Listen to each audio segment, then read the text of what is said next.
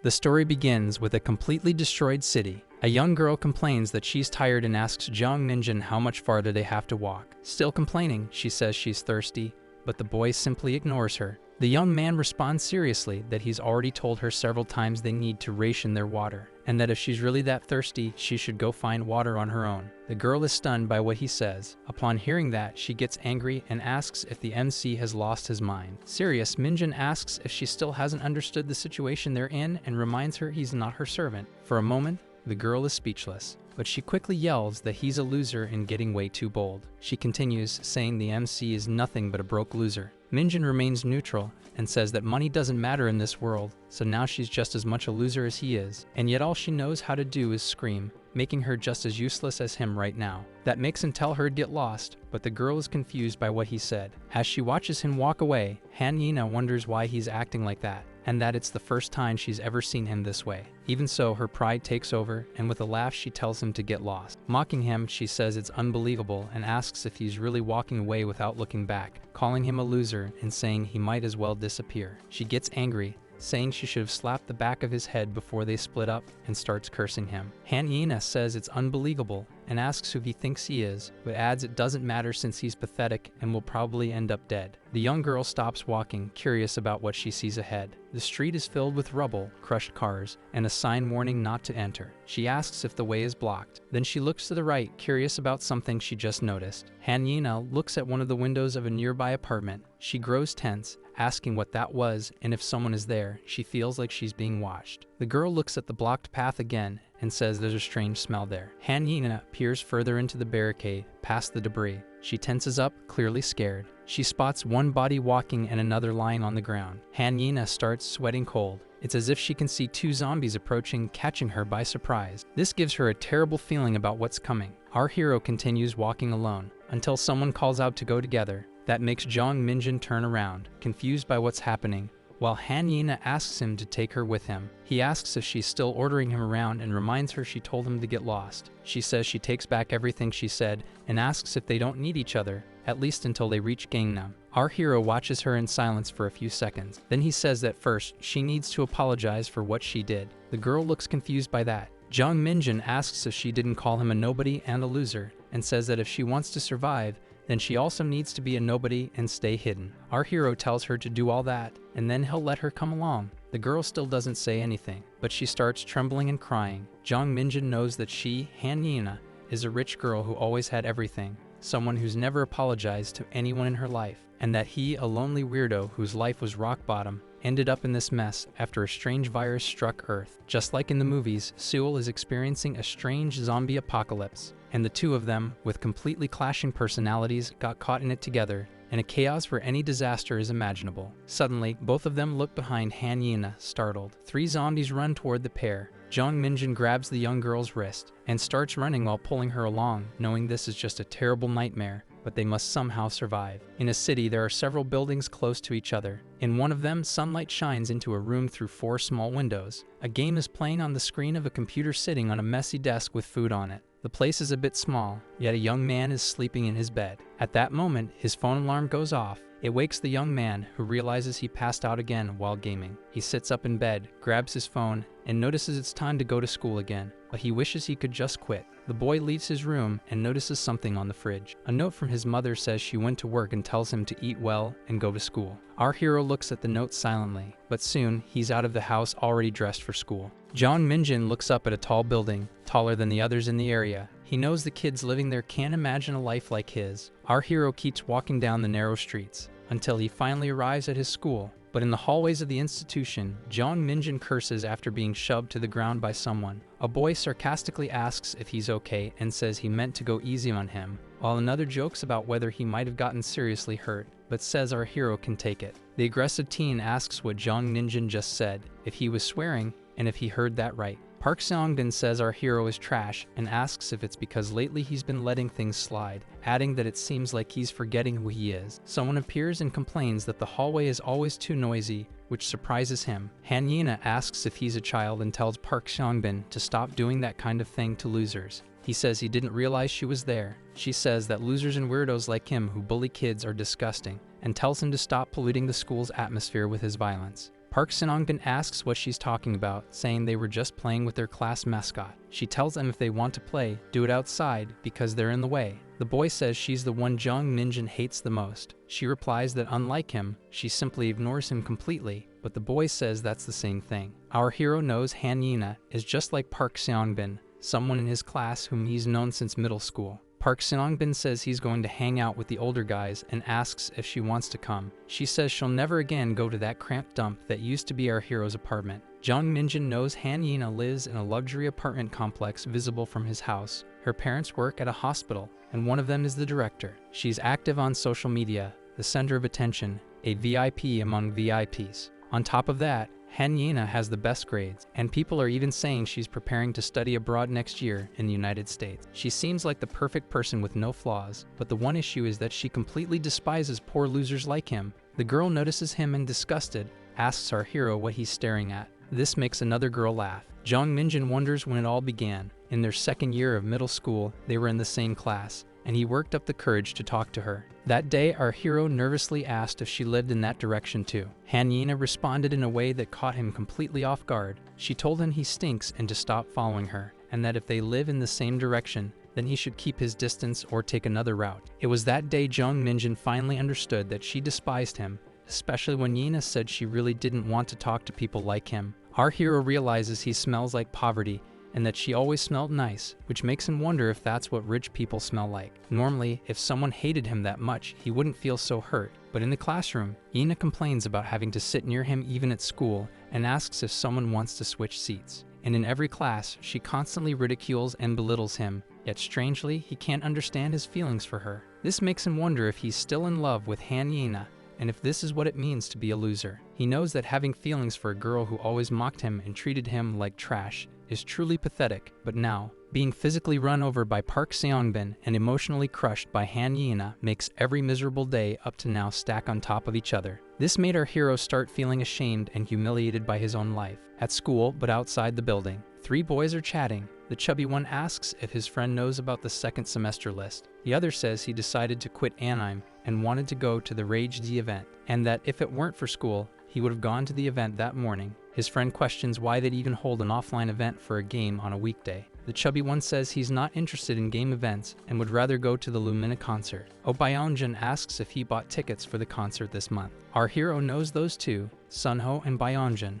are from different classes than his, but they're the only friends he has, and they were lucky not to be dragged into all of this. One of them asks if Jung Minjin wants to go to the concert too, but Minjin keeps thinking how lucky they are, guys who were just born lucky, and how he seems to be the only one with a truly cursed life. Meanwhile, the boy keeps calling his name. Byonjin shouts, grabbing our hero's attention and startling him. He asks if Minjin wants to go to the concert too, since they're going to try and get tickets to go see Stan Jin Nim, a beautiful idol. Our hero chuckles a little and tells him to forget it. From now on, he doesn't care about idols anymore. The chubby one says that's a lie and asks how he dares to abandon her, saying he's gone mad. But Minjin says he's leaving. Byonjin is surprised and says our hero was excited about the idol until recently, and asks if today he doesn't seem more lethargic than usual. Sunho gets curious. He asks if it's because he got rejected. Byonjin asks if that's really enough to make him depressed, and if such a loser even exists. The two joking about the idol. In second year classroom 3, our hero is sitting in the classroom, wishing for the classes to end quickly, while a group talks about a defector who stared him down again. Another boy asks if it was Kang Hakyul.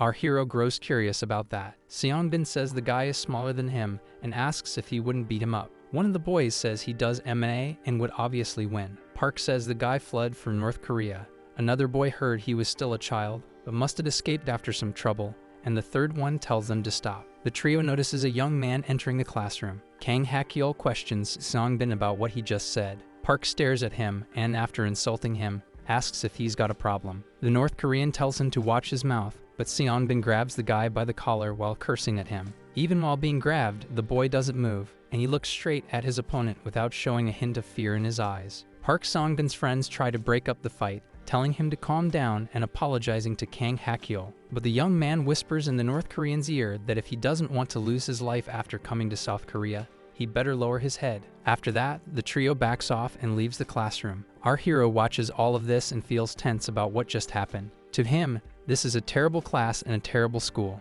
After school ends, our hero walks through the streets, determined that tomorrow he's going to quit that horrible school, and that this will be the shortcut for finally changing his life. He's firm in the decision he made, and the next day he doesn't go to school. At that moment, someone calls out to him, catching him off guard. He looks and sees it's the trio of bullies from school hanging around. Park Seong-bin says the timing is perfect, that he's in need of cigarettes, and asks our hero to help him out. He says Jong Minjin just needs to ask the grandma over there so he can buy them from the convenience store. Our hero gets irritated and curses him in his thoughts, especially since he's about to quit school, and that he's never going to see that guy again. He decides that just once, he should tell him off properly. But Jong Minjin only imagines it and fails to act. Park Seong-bin finds it odd and tells him to get back there right now, asking if he's ignoring him. One of his friends laughs and asks if our hero's gone insane and if he's really just ignoring him, while another calls him crazy, which makes the bully angry. At a construction site in the city, our hero lies on the ground, injured, while Park Seong-bin complains and asks why he's disobeying him today.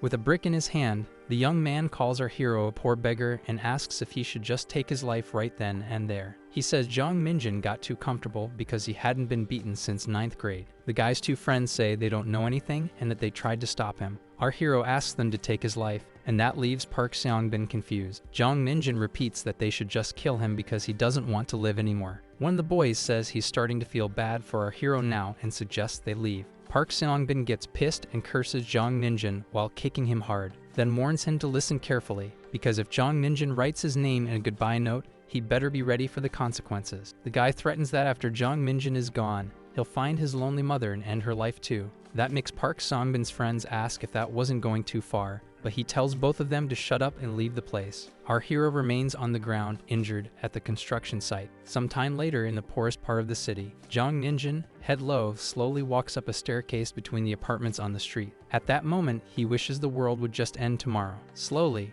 our hero keeps moving forward, until he stops, looks up, and wonders if maybe it would be better to just die. Jong Minjin stares at the large and luxurious apartment complex and questions whether if he jumped from that tall place, everything would just end. Our hero changes direction and begins approaching the luxury apartments, thinking that nothing matters anymore and there's no reason for him to keep living this miserable life. Just then, someone calls out to Jong Minjin. He turns and sees Hanina, who asks what he's doing there. She asks if his house isn't over there, what he's doing in their apartment complex, and if he snuck in. Hanina says he doesn't look like he came to deliver anything and asks if he's there to steal something. That makes our hero realize she's right. Someone like him shouldn't go to a place where rich people like her live, and he wonders if he should just tell her why he's there. The girl asks what's up with his face, and asks if someone beat him up, but Jong Minjin says nothing. Hanina says he's frustrating, and that if they did that to him, he should have fought back, and if he suffered so much, at least he should have hit back even if it meant getting beat up again. She says seeing young people like him act so pathetic, he's not good at anything, and asks if he should at least have the guts to fight, and if living like that isn't just miserable.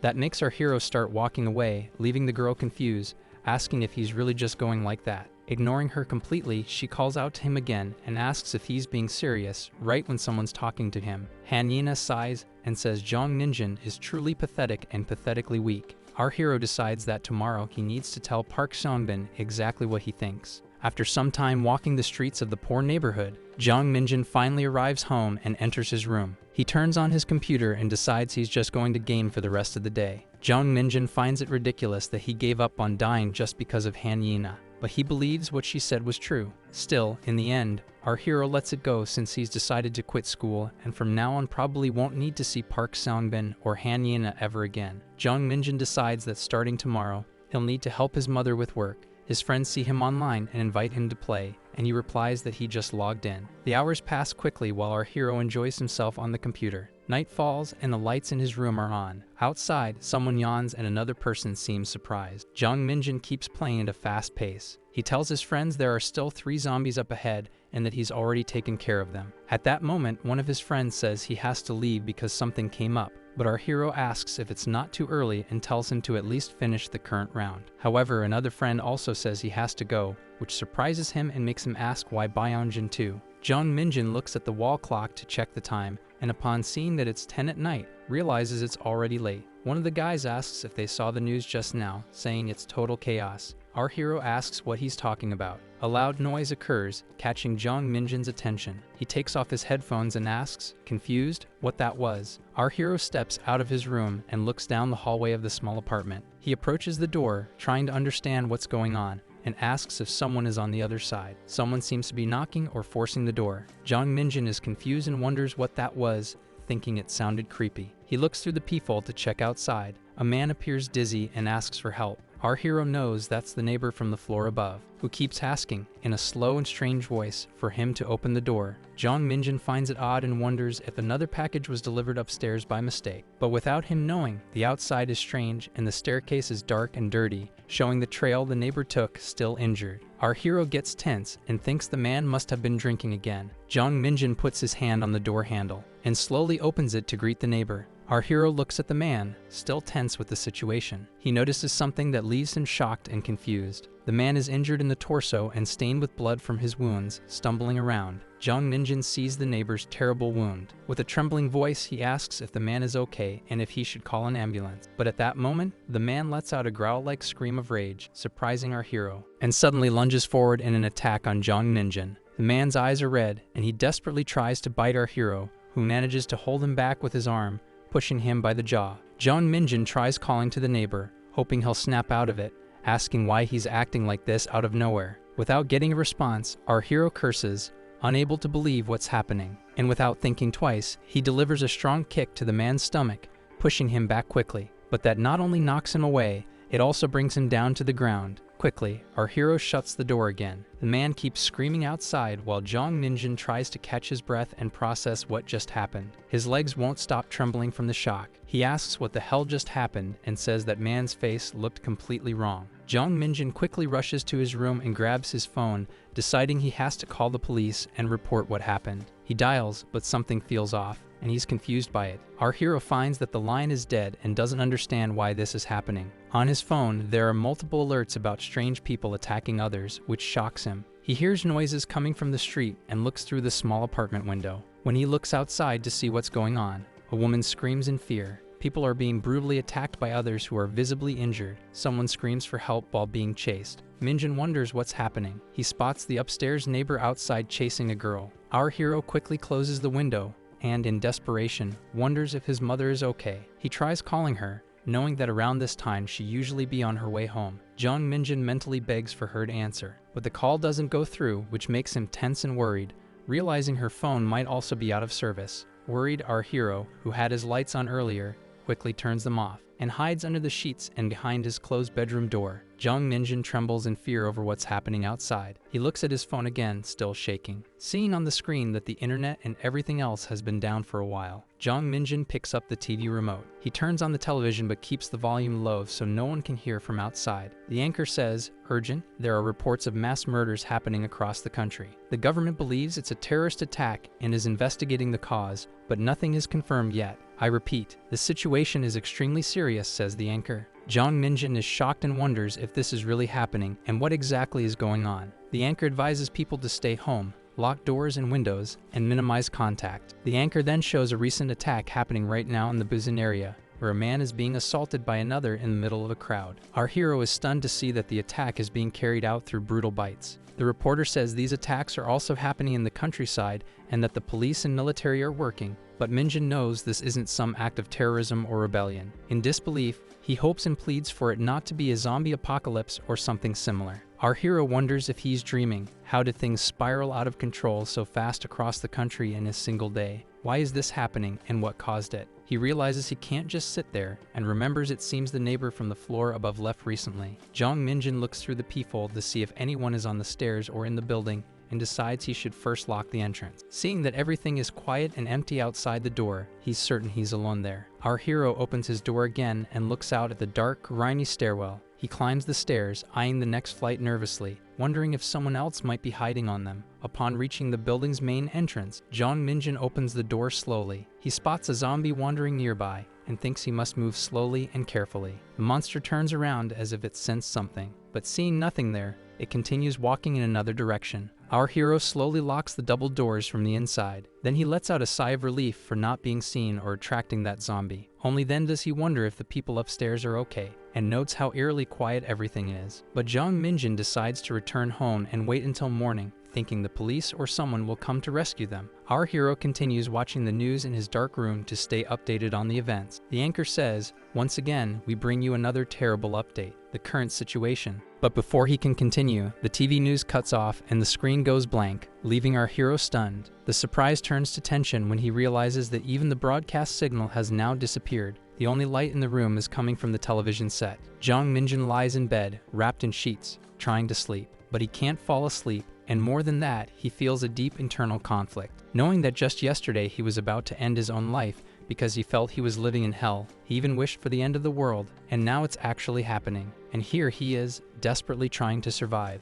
Yet, truthfully, not much has changed. His life was hell before, and it still is now. The night passes in the city, and the sun begins to rise, lighting up the dark streets now in chaos. In the street, an ambulance is flipped over and a small truck lies abandoned. A few zombies wander back and forth, and there are 2 bodies on the ground. The door to our hero's building opens slowly. Afraid, he looks outside and sees that hellish scene. Zombies walking the streets, while people lie lifeless on the ground. Jung Minjin feels like the air outside is dangerous, polluted with the stench of the dead, clinging to the hands and teeth of the zombies, and he can sense it just from the atmosphere. That makes Jung Minjin shut the doors of the building once again. He locks them from the inside slowly to avoid making noise, knowing that going outside now would be an incredibly stupid move. With everything off, the hallway door leading to Jung Minjin's apartment now looks like the entrance to an abandoned, eerie place, but without the marks from the first zombie. He calmly checks the food supplies in his home, seeing packages of instant noodles. There's ramen, noodle cups, and enough instant rice for 2 weeks. There are 3 bottles of water. He decides to collect as much water as possible from the taps, and the gas is still working. And if he's relying only on the emergency food, Minjin believes he could survive there for about a month, and by then someone will probably rescue him. Our hero hopes his mother is safe and complains that he can't contact the police or anyone since the phone lines have stopped working. He looks up, remembering there are 5 apartments there, minus the vacant one, and that the neighbor was a zombie. He wonders how the elderly couple and the young lady living there are doing. At that moment, Jung Minjin remembers there's a guy from school who lives in the rooftop room. Our hero wonders if he's still there, recalling how he always brings his girlfriend over every Tuesday. Jung Minjin knows that yesterday was Tuesday and thinks maybe the guy is still up on the rooftop. Slowly, our hero climbs the building's inner staircase. He doesn't feel any movement coming from the other floors, so he peeks through the peephole of one of the apartments, knowing his last hope would be the guy who lives on the rooftop. Jung Minjin looks upward and wonders if he also turned into one of those things, like that other guy. He keeps going up the stairs and is surprised by what he sees ahead. Our hero notices the rooftop door is open and wonders if it had been like that this whole time. Jung Minjin passes through the door, seeing the place apparently empty and brightly lit by the sun. He considers calling out to the guide, but fearing the worst, decides it's better not to. Our hero notices the apartment door is open, held ajar by some slippers, and gets curious, wondering if they were left that way too. Cautiously, he looks into the dark interior. He can see the room a bit messy and showing signs of a struggle. That makes Jung Minjin think there's no one there. However, something inside catches his attention. He notices the stains on the floor indicating someone was hurt. The second day of the disaster was the day everything changed drastically in his life. Right then, from the bathroom, the young man, now a zombie, moves, leaving his girlfriend's body on the floor. Seeing the red stains on the ground, Jung Minjin wonders if they came from inside. He can hear someone in the apartment. Trembling, our hero believes he's screwed. He turns and begins to quietly back out of the place, knowing he needs to get away slowly. But his elbow hits a flower pot beside him, which falls and crashes to the ground, making a loud noise in what had been total silence. That scares Jung Minjin, who screams,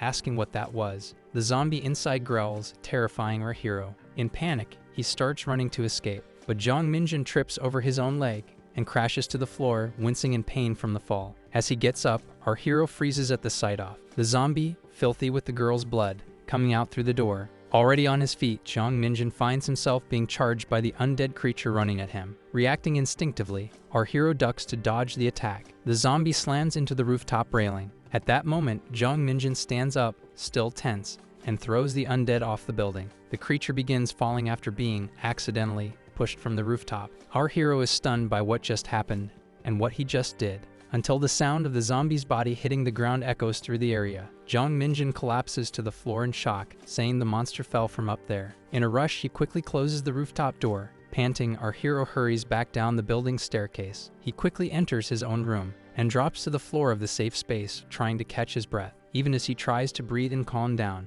Jung Minjin is trembling in fear over what just happened. He wonders if the guy who lived on the rooftop is dead now. Our hero is terrified, thinking he may have executed a person and questions whether he just ended that boy's life. But still in shock, he tells himself that's not what happened, and it wasn't his fault, since the guy attacked him first. The hours pass slowly, and the once bright room is now dark. Morning begins to fade into afternoon. Jung Minjin sits in silence, deep in thought, inside his room near the door. And that day, he spent the entire time haunted by guilt. Our hero wonders if he really threw that guy off the rooftop to his end. After thinking about it a lot, Jung Minjin gets up. He slowly opens the building's double doors and looks out to the street where he sees the boy, now a zombie, walking slowly. His whole body broken and deformed from the fall, it continues to move. Suddenly, the zombie turns to look at our hero, who stares directly at it without speaking or reacting. Shocked by the fact that the monster is still standing, our hero can only watch as the guy from the rooftop stands upright and the zombie growls and starts approaching Jung Minjin, who, at that moment, understands that those things are no longer human. Our hero apologizes to the guy as he retreats back into the building. Realizing they really are like zombies, the creature keeps growling as the double doors are shut. The zombie approaches the doors, still growling, and from that day on, strangely, Jung Minjin began to lose his fear of the infected. The next day, the third day since the disaster began, our hero finishes eating his morning meal. He knows he can still enjoy these things while the gas is running, and he wonders when it will be cut off. Jung Minjin questions whether it's really okay to just stay there waiting for someone to rescue him, knowing he'll eventually run out of food. He notices that no one decides that one young man has shown up, which makes him think there may not be any more infected. He wonders if he should go back up there to try asking for help. Our hero spends some time deep in thought, and decides that tomorrow he'll have to go up there himself to check. Maybe this calm is because he already decided to die a few days ago. Jung Minjin remembers his 2 encounters with the zombies and thinks it might be because of what he went through yesterday and the day before, but he really doesn't know why. He doesn't find those zombies frightening anymore. His thoughts are interrupted by a buzzing sound. His cell phone starts ringing again, and the screen shows that it's his mom calling. He's surprised and asks if it's really her. Jung Minjin quickly answers the call and, worried, asks if it's his mom. She asks if he's okay and where he is. Our hero says he's hiding at home now and asks where she is. His mom says she met up with the military during the evacuation and is safe in Seoul now. She says she'll try to send a rescue team to him no matter what happens, and that right now Seoul is, but before she can finish, the signal gets bad. The interference only lets her say something about the neighborhood, but in the end, the call drops and Jung Minjin yells, calling out to her. He realizes the call got cut again and curses about it, but feels relieved to know his mother is safe and alive somewhere. The phone vibrates again, and our hero wonders why he's suddenly receiving all these messages. He sees that his 2 friends, Sunho and Byongjin, are safe too, and notices that one of them is making jokes even in the middle of all the chaos, but both are clearly worried about him. Jung Minjin knows the 2 of them live very close to each other and probably can help one another, and that in this situation only those 2 and his mother have contacted him. This makes him fall into thought again for a while, until he remembers Hanina. Our hero knows that, out of everyone, she's the one who lives closest to him, and you remember she was there last year. A guy says she saw him on social media and asked to meet him. Another asks if that's true. Everyone laughs, doubting she'll show up since she's so picky and arrogant. Songbin says he gave her the address and told her to come straight there. One of the guys says that if she shows up, it's because she likes him, and another gets excited talking about her pretty pictures. Park tells Changmin that if she shows up, this is his big chance, and asks if he's going to try. The guy asks if he's trying to sell her off and says he doesn't believe she'll fall for that. He says if he flirts with Hanina and his girlfriend finds out, he's screwed, but Songbin replies that it's not his problem. However, he then notices that the girl responded. She said she just arrived there. Changmin is in disbelief and asks if she really did arrive, and one guy says he's going to open the door, which surprises our hero. The girl appears at the doorway of Jung Minjin's room. She looks around in disbelief at the mess and smoke in the room full of boys. Park Sinongbin tells her to come in and asks if our hero's room isn't a cool place. Laughing, he introduces Changmin, saying that he's the guy he told her about, and asks if they weren't already chatting on social media. Hanina says she's leaving. Sinongbin doesn't understand and asks where she's going after just getting there. Our hero is in disbelief. Not only were the boys crashing in to party, she keeps complaining non-stop that the place is disgusting and asks why no one mentioned it was Minjin's house, saying it's irritating. That reaction from her made him feel even more miserable. He remembers all of that while using the bathroom and still wonders if she's okay. And if the symptoms are caused by a virus like the zombies, then her father must know a solution. Yet he questions why he's even worrying about her now. Since her family is rich, she was probably already evacuated to a safe place. At that moment, someone calls out to Jung Ninjin, and it surprises him. Our hero looks at the bathroom door, not understanding what's going on, and surprised, he wonders if someone just called him from outside or if it was just his imagination. The person, sounding scared, asks if he's in there, and if he is, pleads with him to open the door, clearly urgent. This leaves Jung Ninjin stunned upon hearing that voice. Still in shock, he asks if it's Hanina out there. The girl's voice comes from outside the window, asking if our hero is inside. She keeps asking if he's in there and says she thinks she just heard his voice. At that moment, the girl hears a growl and turns around, frightened, to see what it is. A zombie starts running toward her, while others slowly approach to catch up. They begin closing in, some quickly, others slowly. Hanina starts pounding on Jung Ninjin's window, calling out to him in fear and urgency. She screams for him to open the door, saying that if he's in there, he needs to say something. At that moment, our hero opens the building's door, and upon seeing her there, he shouts for her to get inside right now. After Hanina enters, Jung Ninjin locks the double doors. The zombies hurl themselves at the building door, while others continue to approach. The girl is out of breath after running and getting that scare. She sits on the floor of our hero's room, catching her breath. Jung Ninjin notices she's barefoot and slowly approaches her, asking if she's okay and why she came all the way there. Hanina grabs his shirt, catching him off guard, and slams him against the wall,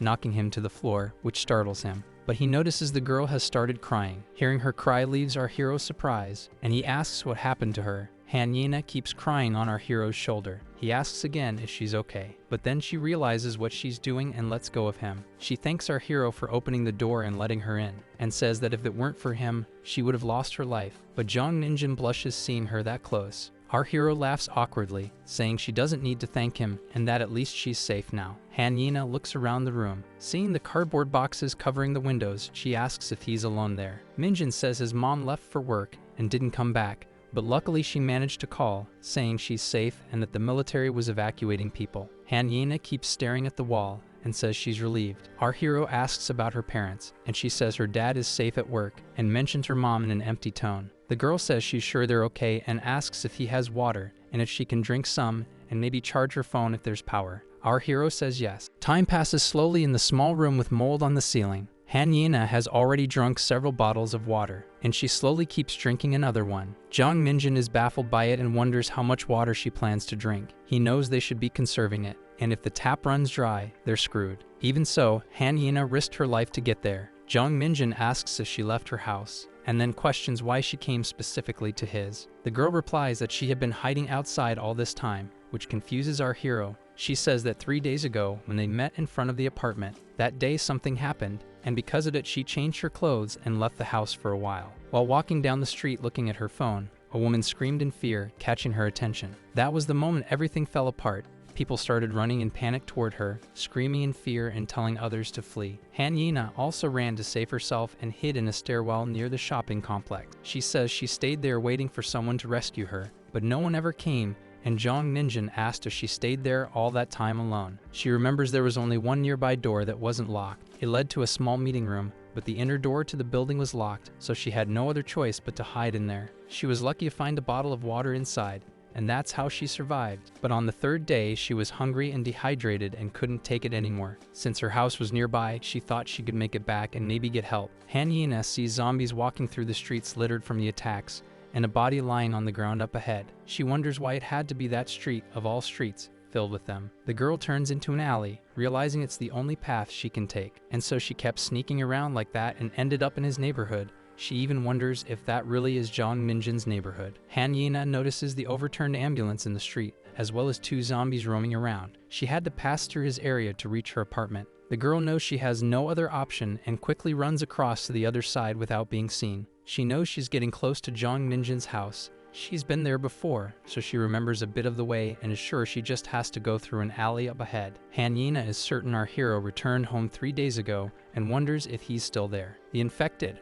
or as Jung Ninjin calls them, didn't catch her because she took several detours to get near his house. Our hero says thank God she's okay, and that she's really amazing. It must have taken a lot of courage to make it there. Hanina lets out a sigh of relief and says it's truly a miracle he was home. But she quickly complains that her hair is all tangled and that she sweated like a pig on the way. In the end, she asks if he has water. Her armpits clearly showed just how much she sweated from running and the stress of the journey. Jung Minjin stares at that intensely, surprised by what he's seeing. He says he'll get her some water and that her armpits are soaked, and she must have been sweating a lot. Then he asks if she wants to change clothes, and if she wants some of his. Hanina gets flustered and surprised by our hero's comment, and angrily starts kicking him, asking if he's crazy and saying he's a loser, and that it's no wonder people beat him up. But Minjin doesn't understand why. The girl gives up, saying she doesn't even have the energy to insult him, and asks if she can take a shower, if there's water in the bathroom. Our hero is still confused by all this, but he says yes and tells her to go ahead and shower. She thanks him.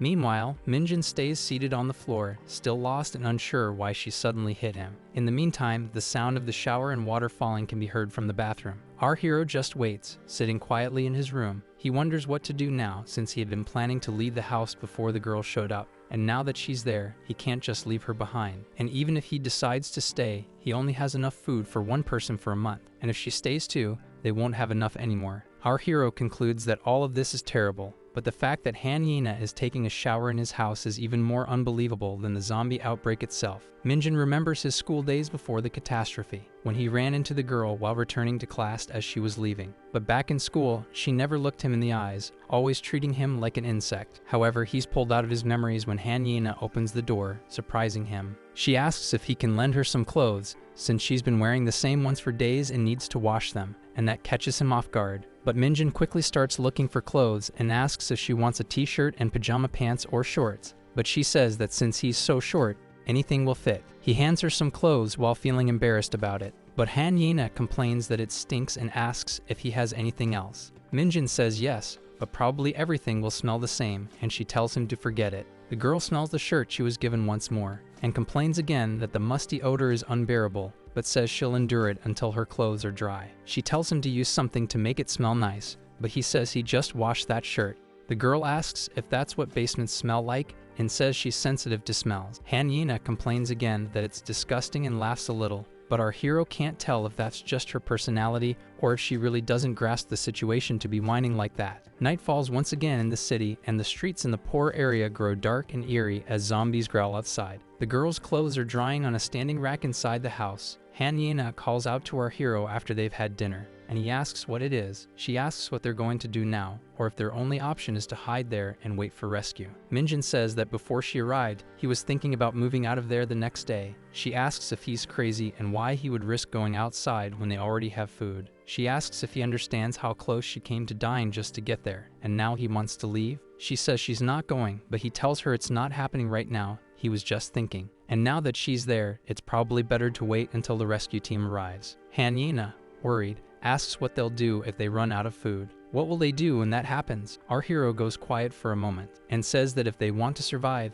they'll have to break into other homes to find supplies. Aside from the rooftop, he's not sure if there are any infected, and the surrounding area is quieter. If they run out of food or water, they'll have no other choice but to leave. That leaves the girl in shock. She stands up and says she won't go out again. Minjin says they can't stay there forever, and once the food is gone, they'll have to go, but she says to think about that later. Hanina asks if he's only seen a little bit outside, and says that if he steps out of the neighborhood, he'll change his mind. The zombies are dangerous, and it took everything she had to make it there. He asks if she made it there, and if that wasn't impressive, if she got through by dodging them, then she can do it again. But the girl asks if he isn't scared. Minjin says she knows those people are basically zombies. That makes the girl go silent. He says they still need to understand more, and from what he saw through the window, it looks like people turn after being bitten, and maybe it spreads through infection. Our hero admits he honestly doesn't care if he gets infected, since it's not like he has anything to lose. That leaves Hanina shocked and speechless. But still scared, she says that's his decision, because she wants to live and doesn't want to end up like those people,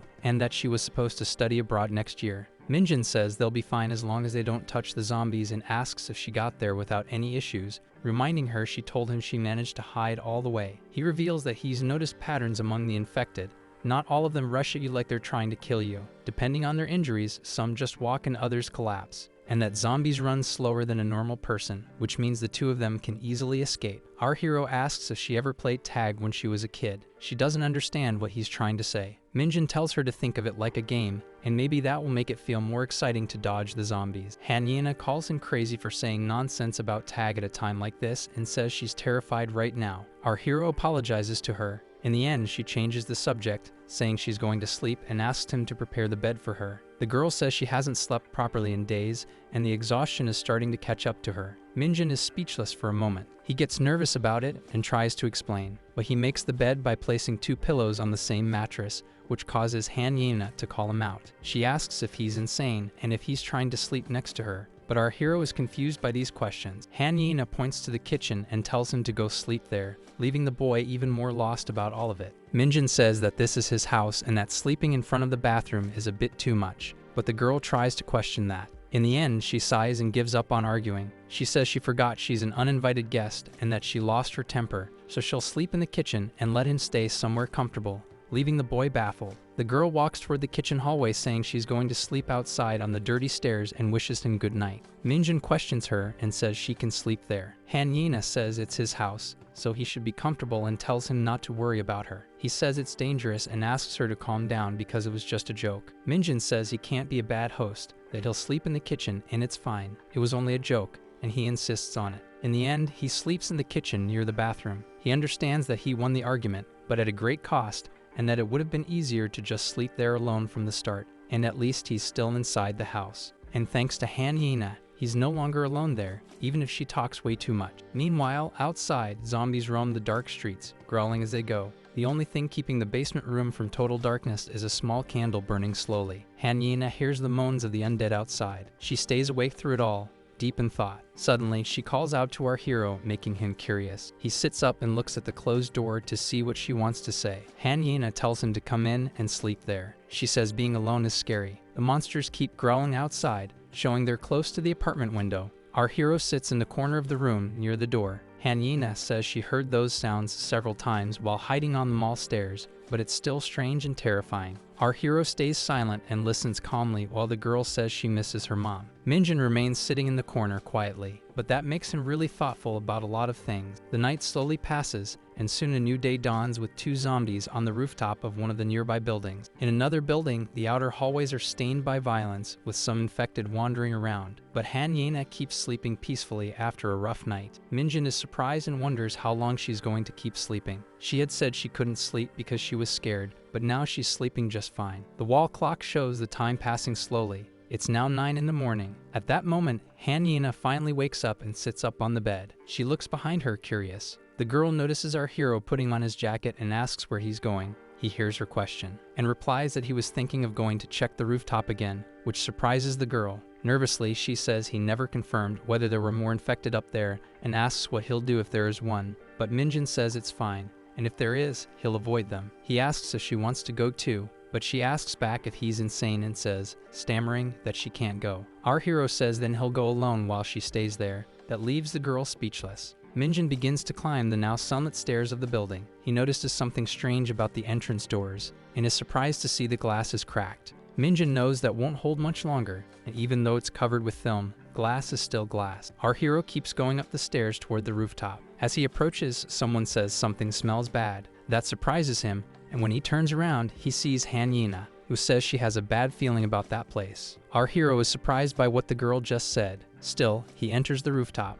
and as he enters the apartment, he notices the state of the bathroom, dirty from the attack that took place there. He grows tense and is shocked by what else is in there. The body of the rooftop apartment owner's girlfriend is not moving. He believes he should at least pray for her to rest in peace. After that, Minjin left the apartment with his head down. Hanina is surprised and asks if there was no one inside, and our hero replies that there is, but she already passed away, and our hero says he doesn't think it would be good for her to go in there. The girl is shocked by what he says and falls silent, understanding the situation. He says that it's a good place to set up a rescue signal, but it has to be at the right time. Yina asks why not prepare everything in advance, but he says the fire takes a while to light. She asks if they should look for survivors and shouts to see if anyone is there. He worries that zombies will come closer, and she says they can't climb, while he says the entrance glass was cracked, and so Jong Minjin and Han Yina had to survive there alone. The girl asks our hero what his MBTI is. He's confused and says he's never taken the test. Yina is surprised to meet someone who hasn't and says he probably doesn't even use social media, and would have very few followers. She asks him about his hobbies. Minjin says games, and the girl asks what kind. He replies MOBAs and a zombie one. She finds that ironic. Now the world is just like the game. Yena says he's introverted, and since he's always alone, he couldn't possibly be extroverted. She asks if he's a planner or not, but he doesn't know and thinks she talks too much. The girl asks if he knows her MBTI, and he says he's not sure, but he knows that before, she would have never looked at him. Now maybe he's the only one she can talk to. That leaves our hero quiet and thoughtful, realizing that even so, Minjin is alone with the girl he used to be in love with, and he wonders if that's a good thing. Meanwhile, Yena doesn't stop talking. He knows that before, just the thought of talking to her would have made him happy. The girl continues to ramble endlessly. The world has become hell, and they could lose their lives at any moment, and he wonders if any of that even matters. But Yena keeps calling him. She pushes him and asks if he's ignoring her and why he won't answer. He apologizes and says he was lost in thought, which makes her call him a loser. After that, time slowly passes and some of the cardboard boxes shift out of place, letting sunlight enter the room. Yena is reading a Korean Manhwa magazine, and a few days after everything, she's still using the room. The girl asks if our hero has finished washing the clothes. Minjin complains about all of it while washing the laundry and hears Yena saying she's hungry. Annoyed, he starts thinking about really abandoning the girl right there and escaping alone. He wonders if he's Yena's slave and that she should wash her own clothes, but he's the classic type of loser who can't show his emotions. Minjin understands that they no longer have electricity, so they have to wash clothes by hand. Fortunately, there's still running water, and they have plenty of it, but the food is running low. The entire kitchen is dark due to the power outage, but it's still used to dry clothes. Our hero tells the girl he's heading out, and she tells him not to be late this time and to come back in 30 minutes. And if he makes her wait again, he's screwed. Tired, Minjin stammers while saying he understands, but inside, he's complaining. Slowly, our hero opens the building's double doors and cautiously looks outside. As he steps out, our hero locks the place behind him. He patrols the neighborhood once a day, but only through the safe paths. And after observing the infected outside for days, he's learned something. They behave like zombies and attack the living, but they don't attack the already dead, or others like themselves. The infected also don't notice anything beyond 50 to 100 meters, so they probably have terrible vision, though that seems to vary between individuals. They have enhanced hearing, so it's necessary to be careful with sounds. And there are 2 to 3 times fewer infected during the day than at night. It seems they move through shadows or corners during the day and hate sunlight, which means they should never go out at night. Minjin hides as he watches some zombies up ahead, knowing that these traits are exactly the same as the monsters in the online games he used to play. Our hero thinks maybe it's all just in his head, but besides that, they're just like the ones in that game. He figures maybe he was just too addicted to it, and he wonders if that's just a coincidence. There's no way it could be, but what if the infected are somehow related to that game? Then this is only the beginning, and that makes him serious and worried, because he knows that means the world is truly coming to an end. In the building where they're hiding, there are no monsters near the doors. Hanina complains that she's already read all the comic books, and now she's way too bored. The sound of the clock echoes through the room, showing that time is passing. She complains, asking if our hero is late again and saying he's getting worse at listening to her. She decides she's going to have to train him more seriously. At that moment, a sound comes from outside. Yena knows it's that helicopter again, but she doesn't seem to care about it. The girl clearly remembers when the helicopter passed by. She and Minjin lit a fire and shouted for help to be noticed. But even when they tried to make a distress signal, it didn't help at all. The rich area remains lit by the daylight while the poor part stays in the shadows with its narrow streets. Meanwhile, time keeps moving forward without stopping. Yena sits in the room hugging her knees. Visibly worried and tense, she complains that Minjin still hasn't come back and asks why he isn't back yet. The girl paces around the place, wondering if it's already been an hour and a half since he left. She asks herself if something happened to him and if he was infected. She says he'd better get back soon or she's going to hit him, and questions if he only listens when being beaten. She told him it was dangerous, and if he tries it again, she's going to break his legs. The day goes on and afternoon starts to fall, making the streets grow darker. Ina sits on the floor, worried about our hero's situation. She starts crying, begging that he didn't lose his life. The girl knows the sun is almost setting and remembers Minjin said zombies come out at night. This makes her ask what will happen if he doesn't return in time. Time keeps passing, and the house grows dark, lit only by the candle in the room. That makes Yena plead for our hero to come back soon. Almost crying, the girl begs him not to leave her alone. At that moment, a noise comes from the door, and it surprises her. She looks toward the kitchen. Minjin appears in a hurry, calling her to come see something, but he notices the tears in her eyes and is confused by what's going on. Yena stands up, still upset, and faces our hero. She starts saying that he's 3 hours late and asks if he wants to die. Still teary, she charges at Minjin to hit him, saying he really needs a beating to snap out of it. He tells her to wait and look at what he brought. Our hero shows a flyer and says the helicopter was dropping them and that he went to the location to get one. That's why he was late. The girl asks what he's talking about. Hanina looks at the paper and is shocked by what's written on it, to the point she can't believe it and asks what the hell that is. The flyer says that Gamebook is under quarantine and all survivors must evacuate the area by 6 p.m. on the 10th. Yena knows that's exactly where they are. She realizes that's happening tomorrow and asks if they know how many people live there and if they're serious. Minjin tells her to look on the back for the safe zones, which confuses her. Yena sees that their neighborhood, Zhongmendong, is in the North Central District and is listed as caution, and that area seems to have less infection. Yongqingdong is marked as safe. Minjin says the important part is that the districts around their neighborhood are listed as very dangerous, and that could spread there and make things worse.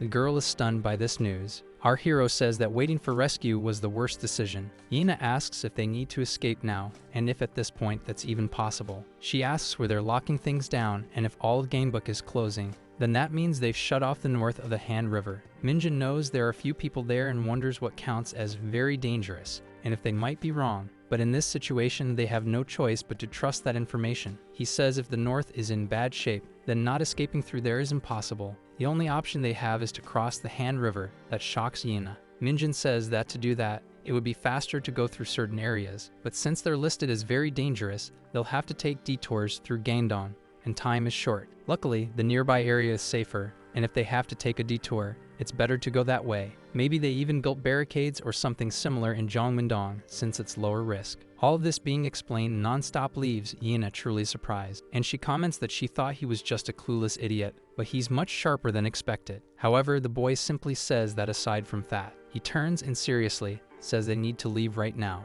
Yena asks if he's planning to leave now that it's getting dark. Minjin says that to avoid the zombies, they'll have to leave early in the morning, and she asks if they'll even make it. The girl suggests trying to hold out for a few more days, saying someone will definitely come rescue them before then, but the boy shouts her name. He says if she wants to miserably lose her life down there in that basement, then she can stay, but he's leaving tomorrow as soon as the sun rises. Hearing those words so seriously and directly leaves her stunned, but reality quickly hits her. Yena puts her hand to her face, complains a little, and says she understands. She asks if he has another backpack to put supplies and belongings in. Minjin says he has a smaller bag, but it'll just get in the way. It's better to put everything in his backpack. After packing everything and resting, the day dawns in the district. The sun shines into the room through the space between the cardboard boxes on the window. Ready, Minjin asks if they can go, and Yena says yes. As he turns, our hero pauses and shows hesitation. He asks the girl if she's sure she doesn't want to go to her father's hospital. Minjin apologizes for asking again,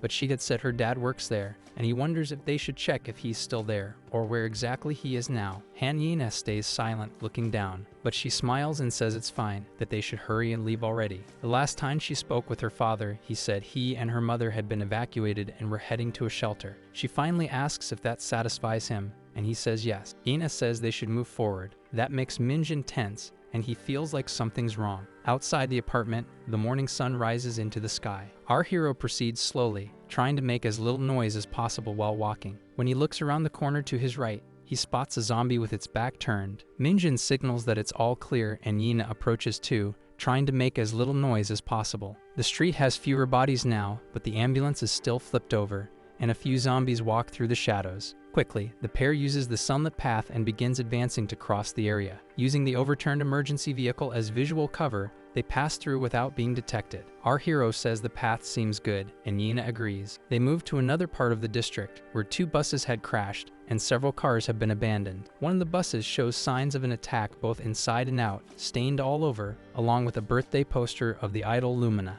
Yena says going out at this hour makes everything feel less scary, and asks if she was too nervous before. She thought it would be her end. Minjin says just to stay away from dark areas. He says there are no infected in places with strong sunlight, but that doesn't mean they won't attack, so staying alert is key. The girl asks if it's always been this far and says isn't it just around the corner. Minjin asks her to hang in there. She says she should have brought a bicycle. Maybe even a scooter would have been easier. Minjin agrees they'd move faster with that. But the problem is, with no communication, they couldn't use the scooters, and it seems like all the bikes were already stolen. Yena asks if they can rest for a bit. She says our hero walks way too fast, and that it's giving her a huge leg cramp. Minjin is surprised by that. He asks about going to a cafe and getting coffee, saying he'll place the order first, but the girl says he doesn't have to be so mean. Yina asks if he gained confidence after stepping outside, and when they get to the safe zone, she's going to tell him some hard truths. But Minjin tells her to be quiet or they'll be heard. The city remains lit by the morning sun and eerily silent. Meanwhile,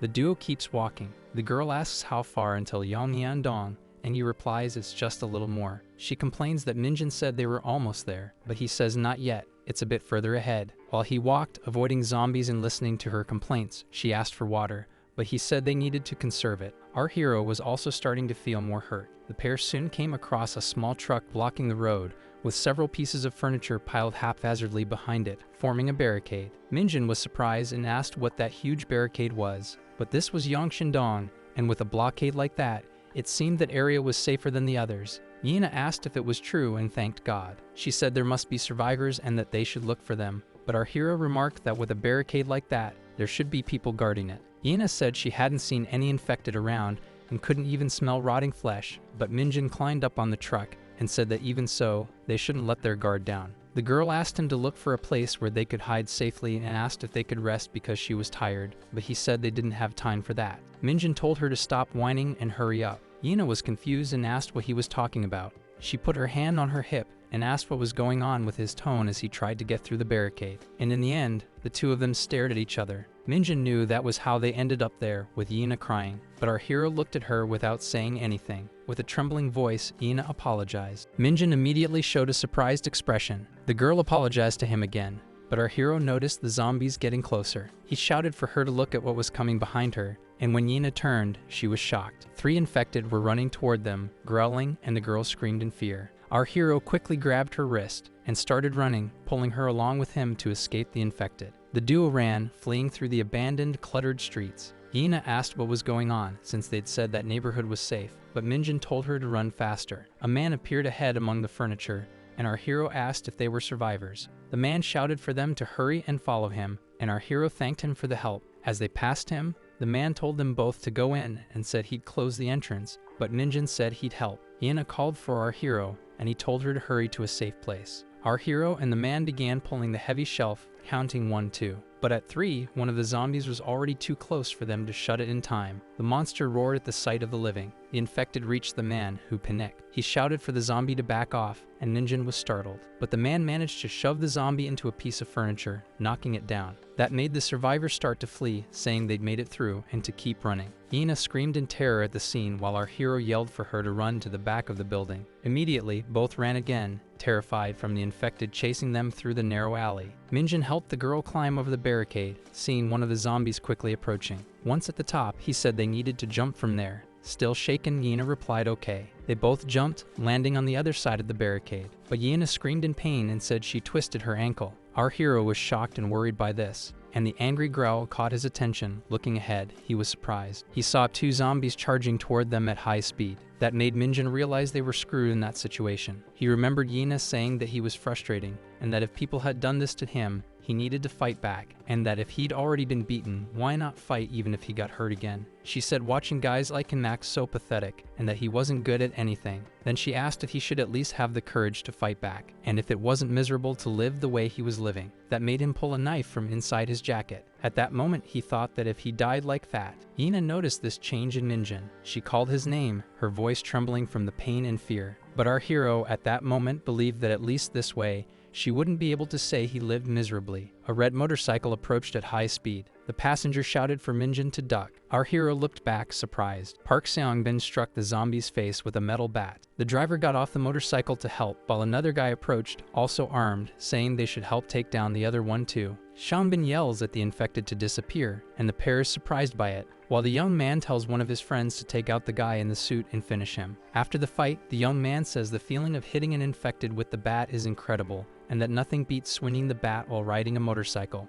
As he turns around, he spots Hanina and Jong Minjin. Park Seongbin asks what she's doing there, and the girl is surprised to see him. The young man asks who the guy with her is. That makes our hero nervous, realizing he's completely screwed, and that of all people. Seongbin asks why our hero is with Hanina. That guy is the one person Minjin feared more than even a zombie. The two groups stare at each other in silence for a few moments. The guy asks what's with the knife, and if he was trying to fight the zombies. He says he's impressed. He thought Minjin was a coward. The other two laugh. Seongbin asks if the two of them ran into each other, saying it's a pretty random combo. Ina says it just happened. She says that if it weren't for them, she would have lost her life, and thanks them for helping. The guy laughs, saying he saved her. Seongbin asks where they're going and tells her to come with them, saying there are a lot of other survivors at their hideout. The girl asks if that's true and if it's a safe place. He tells her not to worry, that it's safe. She asks if they heard the news and says they should be fleeing, but he says it's too late. That confuses her, and he says it's a long story. Seongbin asks if she can ride on the back. Ina thanks him, and one of the guys asks if she'll ride the motorcycle.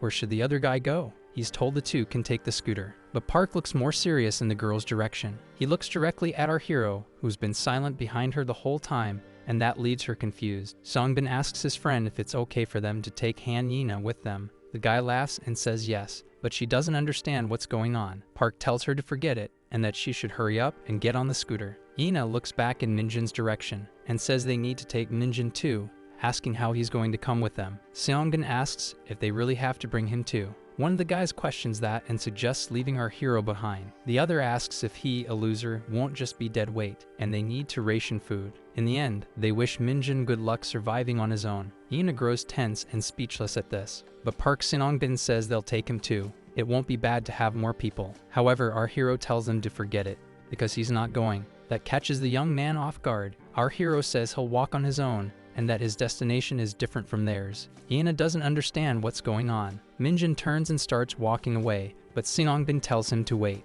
But our hero ignores him, and the guy gets irritated. Park asks if he remembers the last time he ignored him, and says this time he's really going to kill him. The young man says the world's gone to hell, and now he really can do it. He asks Minjin if he should do to him what he did to that zombie earlier. Our hero just looks back, showing he couldn't care less about any of that. Seongbin tells Minjin to go with them while he's still being nice. At that moment, Ina asks if Park is crazy and what he means by execute him. She also asks if he's the one who attacked our hero last time and says he hasn't changed at all. Minjin remembers the day when Seongbin asked him if Ina showed up, would he try to shoot his shot with her. The guy talked about her weird photos and asked if she was really that bad of a person. Park said she seemed exactly the same. The boy was surprised and said that was brutal. Our hero hears one of the guys ask if Seongbin ever did that with her, and Park responded by asking if he hadn't done it too. They all laughed about it. Minjin stays silent, tense with those memories. Park apologizes and says he was being rude in front of Ina. She says next time she'll, but he tells her to stop whining. At that moment, our hero says it's fine. He apologizes to Seongbin and says he'll go with him. The bully doesn't understand anything at first, but soon he gets excited, saying that's good,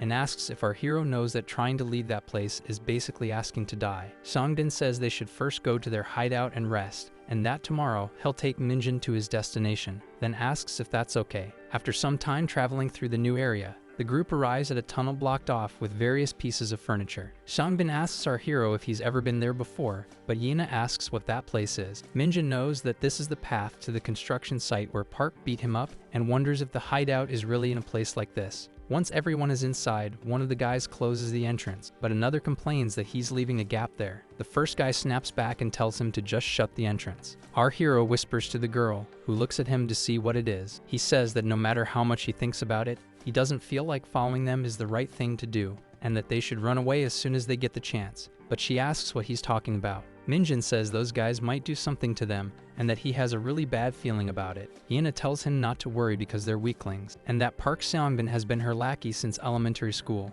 and if he tries to hit our hero again, she'll protect him. They said there are other survivors and adults in there. Minjin asks if she really believed that, and says that to her, they may be friends, but he knows exactly who they are. Our hero asks if she really thinks Seongbin is just some school friend from childhood. That leaves Ina speechless. At that moment, the girl calls out to Park Seongbin. The guy turns around to see what she wants, and she tells him they're going back outside. The girl says her parents are at a shelter in another area, and she wants to see if they're okay, and if they don't go today, it'll be too late. Park asks if that's true. He quickly says that, as far as he knows, Seopyeongdong was completely destroyed. Seongbin asks why she put herself in danger by going with Minjin when she could just rest there and leave with them tomorrow. Ina tries to come up with an excuse, but fails. In the end, the girl says they're in a hurry and will go their own way now. She turns around, telling him they're leaving. But then one of the guys slams a bat against the tunnel wall, blocking the girl's path while Songbin says her name and repeats it, saying that if she's going, then they're going with her tomorrow. The bully asks if she has something going on with Jung Minjin and what's happening between them all of a sudden. Ina gets angry because of that and starts saying the guy's name. She repeats that she's going, but starts fumbling her words in fear. Our hero notices this. He already knew this would happen. Minjin says that everyone can talk about it together, and that anyway, the sun is already about to set. This surprises Yina. The group finally leaves the dark tunnel and approaches the construction site filled with debris. Minjin knows this is definitely the place and that they piled barricades on both sides to keep the infected from getting close. He notices that it looks like they put in effort, but it's still rather sloppy. Our hero looks at the girl, who seems a bit tense. He lightly touches her stomach, making her curious. Minjin calmly tells her not to worry. His expression is calm and steady, showing that he's not going to abandon her. But this time, she doesn't respond. A zombie's growl scares her, making her scream in fear. Nearby, there are a few zombies trying to get through the barricade. She asks if they're really sure this place is safe and begs them to do something. Songbin says she's being a coward and that there's no need to worry. There's no way the zombies can get through, but Minjin believes it could collapse at any moment. Our hero wonders if you look closely, they're completely surrounded by zombies and questions if that guy really built a hideout in such a terrible location. Park tells him to follow him up the stairs. Minjin wonders if they're heading to the second floor and thinks that if they pull the stairs up, the infected won't be able to follow. Our hero is the last in the group to climb. Songbin says he brought both of them, and that leaves Minjin stunned by what he sees. Up ahead, there are two guys, a fat one who looks surprised and a tattooed one, both clearly trouble. The fat guy asks what's going on and if they got new visitors. Songbin says they're kids from their class and asks if he's heard of Hanina. What seems to be the local leader asks if that's Hanina. The fat guy gets excited, greets her, introduces himself as Bongyu, says he really wanted to meet her and used to follow her on social media, but asks why she never followed him back. Songbin asks Yina if she remembers Lee, the guy he told her about. She says it's the first time she's heard that name and wonders who that pig is. Bongyu stands up and says the place is super safe and she can relax. The girl seems hesitant and says she heard Gangbuk might be closing down and that staying there isn't a good idea. The fat guy says that's nonsense, that the bridges and roads are closed and they just have to wait for rescue. Yina doesn't believe it, and Lee says they have plenty of food to live there. There are several chairs, tents, and kitchen utensils around the place, as well as gas cans and wood for the fire. The stairs leading to the first floor are blocked by rubble. After seeing all this, Minjin wonders if they built and prepared all of it themselves, but he doesn't believe that. He notices three men sitting on the floor and questions whether those guys took over someone else's hideout. Bongyu asks Songbin if he found anything else. He replies that he was heading to the market, but ran into those two on the way and couldn't go. The fat guy says that's great, that they have more than enough food to eat, but a girl is like hitting the lottery. The guys laugh, and Yina realizes she's in serious trouble, and that Minjin was right. She was completely fooled by Park Seongbin. The girl taps on the shoulder of the boy who used to be her classmate. As he turns, she asks if they can talk for a second, which makes him curious. They walk away from the others, and Seongbin asks what she wants. Yina tells him to stop messing around and asks if he can let her leave. She says she followed him without knowing what kind of place this was, and he knows she hates these kinds of things, especially the people he surrounds himself with.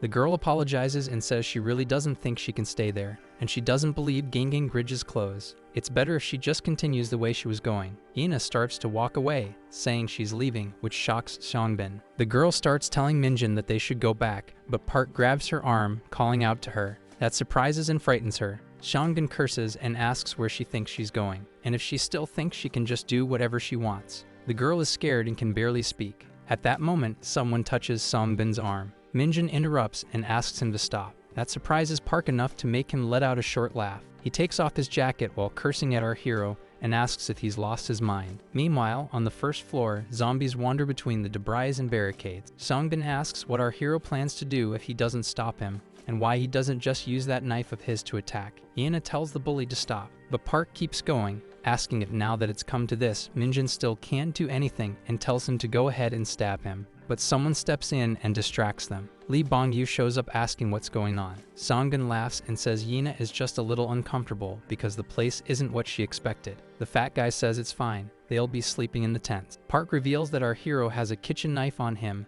and that he told him to hand it over, but he refused. Bongyu gets serious and questions that. He curses Minjin and asks if he's really carrying something so dangerous, and tells him to hand over the knife unless he wants a beating. Our hero knows he can't let them take his only weapon, but also that there's no way he can win alone against all 5 of them with just that. In the end, Minjin hands over his knife without saying a word. A tattooed guy says Bongyu is the boss, he's the second in command, and Sinongbin is like a squad leader, and if our hero doesn't obey, he's screwed. Since the country's under a state of emergency, they have to act like the military or everything will fall apart. He asks if he got that, and says next time he won't be so lucky. But to Minjin, it's all nonsense. Lee hugs Yina by the neck and asks if she's tired from all the walking, and tells her to go rest in the tent. She curses and complains that he scared her. Bongyu is surprised and asks if she just cursed, but the girl says no, that she was just startled, and that she's been like this for a few days now. The fat guy agrees, saying it's because of the zombies. He says his tent is the perfect size for camping, that the mattress is soft and comfortable, and tells her to go rest. Yina becomes frightened, realizing he's insane and that she needs to think of a way to buy time. She politely asks the fat guy, calling him Big Bro, for a moment. The girl says her stomach is hurting and asks if he has anything to eat. He asks if she's hungry, and says if she's hungry, then everyone should eat. They have lots of pork belly from a butcher shop and will throw a meat party tonight. Everyone cheers. Minjin realizes this is the worst case scenario. That place is practically complete anarchy, with no order whatsoever. Yina complains a little, but Bongyu apologizes and says she's really cute. Our hero knows that, to her, those thugs are just as dangerous as the infected, especially that fat pig who definitely won't leave her alone, and she could be in danger at any moment now. Our hero knows he needs to think of something, a way to get her out of there right now. He wonders if he should lure some zombies there to create chaos, but then he thinks about the other survivors. Still, he's not sure he can trust those 3 men either. Minjin considers waiting until everyone's asleep so he can try to escape. But what if they try something with Yina before then? All of this makes our hero curse internally in frustration. The pork belly starts frying and cooking on a yoke pan and a grill. Lee says he'll start eating next to Yina, but she curses at him. He questions her reaction, but she says the meat smells great and lasts. Lee agrees, it really does make you want to curse. One of the guys says pork belly really does smell good, and another tells Minjin to take those pieces over to the men there. Our hero mentally questions how little it is and knows it's cruel. Minjin decides to share some of his own portion too. He approaches the 3 adult survivors trying to talk to them. Our hero says it's not much, but asks them to please accept the food. The one who helped the duo escape earlier thanks him, calling him student. Night finally falls on the city, turning it into a sinister place as a spotlight illuminates the entrance to the tunnel. Inside the construction site on the 2nd floor, a barrel is being used as a fire pit to light and warm the area. Yina and Minjin are sitting together by one, but she's tense about the situation. Bongyu, excited, calls out to the girl affectionately and asks why she's sitting so far away, inviting her to come closer, but the girl says no. Lee says it's time to sleep, but Yina says she'll sleep right there. She knows she needs to sneak out of there while everyone's asleep. Bongyu gets annoyed, saying she always acts like this, and if she keeps it up, hell, the park stops him, and tells him to cut it out right now. Lee is surprised and asks what he just said. Songbin becomes more serious and asks if he didn't hear him. He curses him and says he told him to stop. Bongyu insults him back, so angry the veins in his face look like they're about to burst, and asks if he's gone crazy. Lee keeps asking if he's lost his mind. The second in command looks confused and asks what's wrong with Park. Songbin laughs and tells Byongyu that ever since they got stuck in there together, he made a decision, and first he's going to execute him. With a strange look in his eyes, the guy says there won't be any of that brother crap around here anymore, and from now on he's the boss. He asks Lee if he got that. That makes the fat thug explode with rage, and he curses before swinging a punch at Park. Songbin easily dodges the blow. It's far too slow, and he quickly puts Bongyu in a dangerous chokehold, who starts suffocating as Park tells him, "Disappear, you piece of trash." The tattooed guy gets pissed and asks if Songbin is crazy, then curses him. One of Park's friends uses a golf club and hits the other thug hard. While he keeps Lee in the chokehold, the leader of the trio tells his 2 friends to finish off the 2 vandals. One of the adults stands up and asks what's going on and if they should stop all of that, while Yina and Minjin are both shocked by what's happening. Our hero realizes that this is their chance. He tells her that it's now catching her off guard with that. But Seongbin hears everything and spots the pair. They start running to escape, which makes Park shout for them to hold the 2 down. One of the guys quickly grabs Yina, making her scream. Minjin sees it and is shocked by what's happening, calling her name. The girl screams in fear, telling the guy to let her go, but he threatens her with a knife, telling our hero not to move unless he wants her to lose her life. And he tells Yina to stay quiet unless she wants to be stabbed. Desperate, she bites the guy's arm, making him scream in pain. That makes him let go of her, giving the girl time to run to our hero. Angry, the guy curses and attacks her from behind with the knife. But quickly, 2 hands grab his arm, Minjin manages to save Yina from being stabbed, but now he's in trouble, which worries her. The guy gets furious at our hero for not being overpowered and starts cursing him. Then he kicks Minjin in the stomach and asks how a loser like him can act tough. Our hero groans in pain as the guy follows up with a knife attack. The knife soon falls to the floor, stained from the strike. Blood from the wound begins to drip onto the ground slowly. Yina brings her hands to her mouth, shocked. Minjin puts his hand on his stomach where he was stabbed. He's a bit disoriented, while the adults watch in surprise and Yina screams his name. Another guy quickly kicks our hero while he's down. They both start kicking him and hitting him with a golf club, cursing and asking if he's talking back to them. The girl screams as she watches. At that moment, someone grabs her wrist. Songbin laughs and asks, in a dark tone, if Yina knows he's had his eye on her since high school. He says the other girls accepted him easily, but she was the only one who didn't. He asks if she thinks she's too good for him just because she's rich, which terrifies her. Park says she had fun playing queen at the school her father forced her into. He says he's also rich, has more money than the others, and has all the qualities. And after cursing her, he asks why she always acted so arrogant with him. With a truly twisted and threatening expression, Songbin says he wants to try her at least once. She's so expensive, and that makes Yina scream in fear. One of the men approaches Park, calling his attention and saying that no matter what, he can't. But before finishing, Songbin tells him to shut up and kicks him hard in the stomach. The man falls to the ground in pain, and the other adults ask if he, Mr. Kim, is okay. Park also asks if he's alright and says he warned him before, again calling him an old man. And once more, he says he had warned him. Songbin grabs Mr. Kim by the collar and says he'll finish him if he speaks one more time with that nonsense. After that, Park throws the man with force, saying that was the second warning, and now it's time for him to go. Yina watches it all, terrified by the brutality. The man falls from the second floor and hits the ground on the first floor. Still alive, he screams in pain. But two zombies begin to approach him while Mr. Kim pleads, trembling, for someone to save him. Unfortunately, he is attacked by the infected,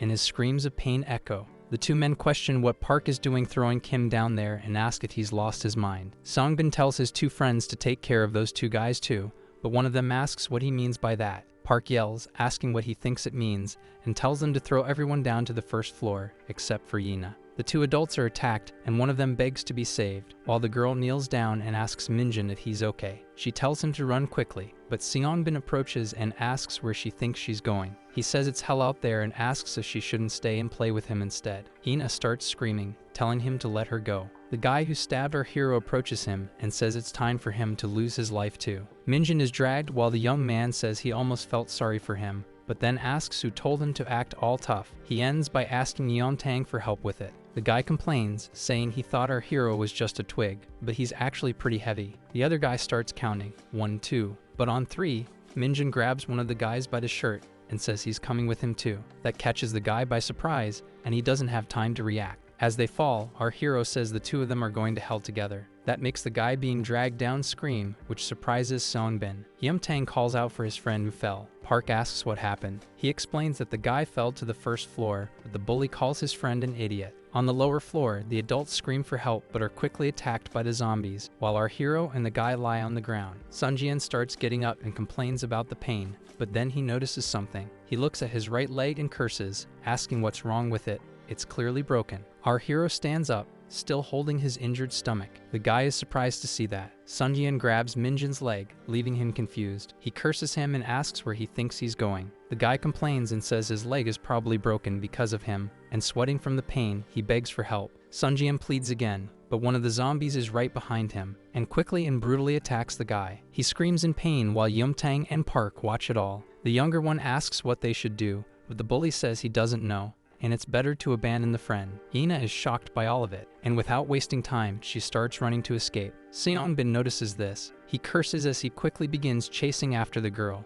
Yina jumps over a low metal scaffold. She leaps onto a wooden piece of furniture up ahead. Songdin quickly catches up and tells her to stop right there. The girl is startled by this. Park gets really angry and curses at her for daring to run away from him. Yina keeps moving forward across the furniture while Songbin says she's crazy and asks where she thinks she's going in the middle of the night in a place full of zombies. The girl notices solar panels up ahead on top of a container. Park threatens her, yelling for her to wait until he catches her. But determined, Yina runs, picks up speed, and jumps from the shelf to the metal container. The girl manages to land the jump and lets out a sigh of relief. She looks back, tense and afraid. Seongbin follows, laughing and cursing at her, asking if she really escaped. He jumps up onto the wooden shelf, and at that moment, the whole structure begins to creak. Park is surprised by the noise and realizes he's losing balance. Because he stepped the wrong way while jumping onto the shelf, the furniture becomes unstable and collapses, bringing Songbin down with it. The guy crashes hard onto the floor, groaning in pain from the fall. Ina watches everything, fearful, but knowing that this is her chance. The girl starts screaming, drawing attention and luring the zombies toward her. The infected hear her screams and turn in her direction. Songbin, still dazed, notices this and gets tense while Yina keeps shouting for the undead to come her way. She says there's a nasty guy down there and begs someone to come take him away. She even coughs from yelling so much, which makes Park tense and stunned by what she's doing. He curses her and screams that he's definitely going to end her life. Zombies approach from the right, and the guy turns to see the creatures. Two infected start running toward him, growling in rage. Songbin curses and begins running to escape the undead. Park yells for the two to get away from him, while Yina wonders, worried, where Minjin is. She prays for him to be safe. While Songbin is attacked by zombies and pleads for help, our hero appears, making the girl ask if it's really him. That makes Yina happy, and she thanks God that he's safe, while she mentally tells our hero that she's up there. Minjin approaches the container, still in pain. The girl asks if he can climb up. He grabs onto the metallic frame of the scaffolding, and despite the pain, begins climbing up,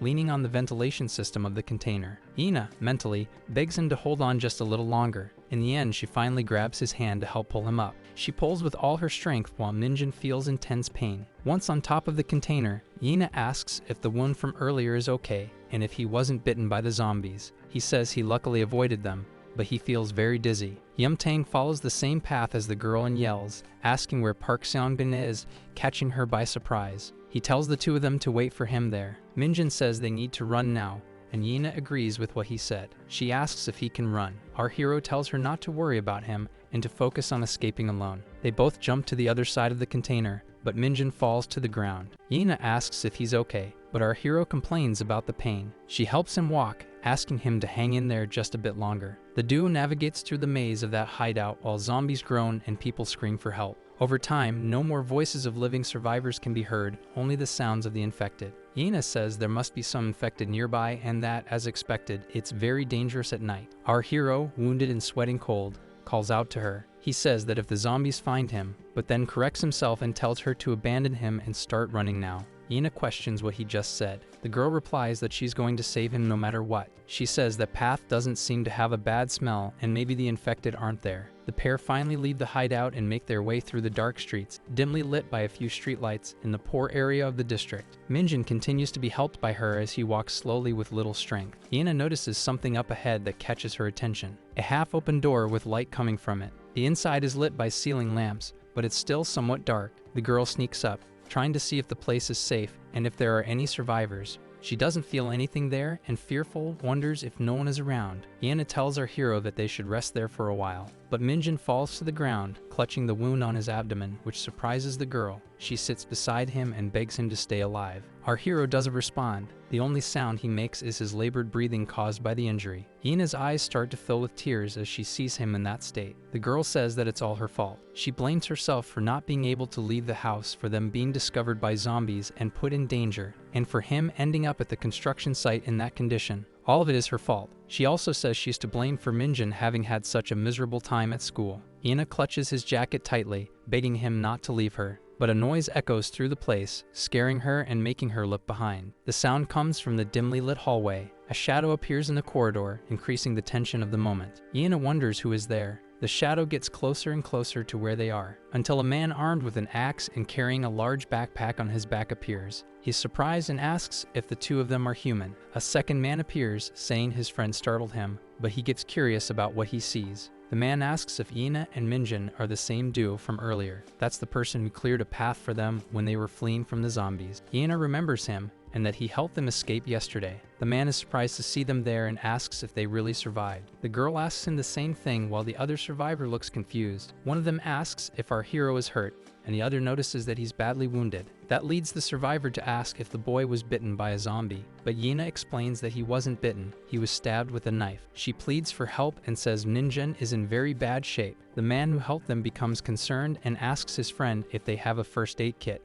and he says yes. The survivor with the backpack positions himself behind the girl while the other one asks if she's okay, and she says yes and thanks him. But suddenly she is grabbed from behind and has her mouth covered so she can't scream, which terrifies her. She tries to scream for help, but the man starts laughing, saying they got lucky and asking what they're going to do with him, while someone else approaches. The man replies that they're supposed to take her away. Iina keeps trying to scream, and the survivor complains that she's struggling too much. His friend tells him to knock her out. Someone appears and tells the two to stop what they're doing. This makes the two survivors look at the newcomer without understanding what's going on. The guy who just arrived says they have until the count of 3 to disappear. The man who had helped our hero asks, while holding a pickaxe, what they should do about that guy. His friend tells him to take him out. Quickly, the survivor charges forward with a weapon to attack the newcomer, who throws his spiked bat to the ground and pulls out a small pocket knife. He dodges the pickaxe attack by ducking. He quickly gets back up and slashes the attacker with a small blade. The attack is fatal, and the man groans in pain as he grabs his wound.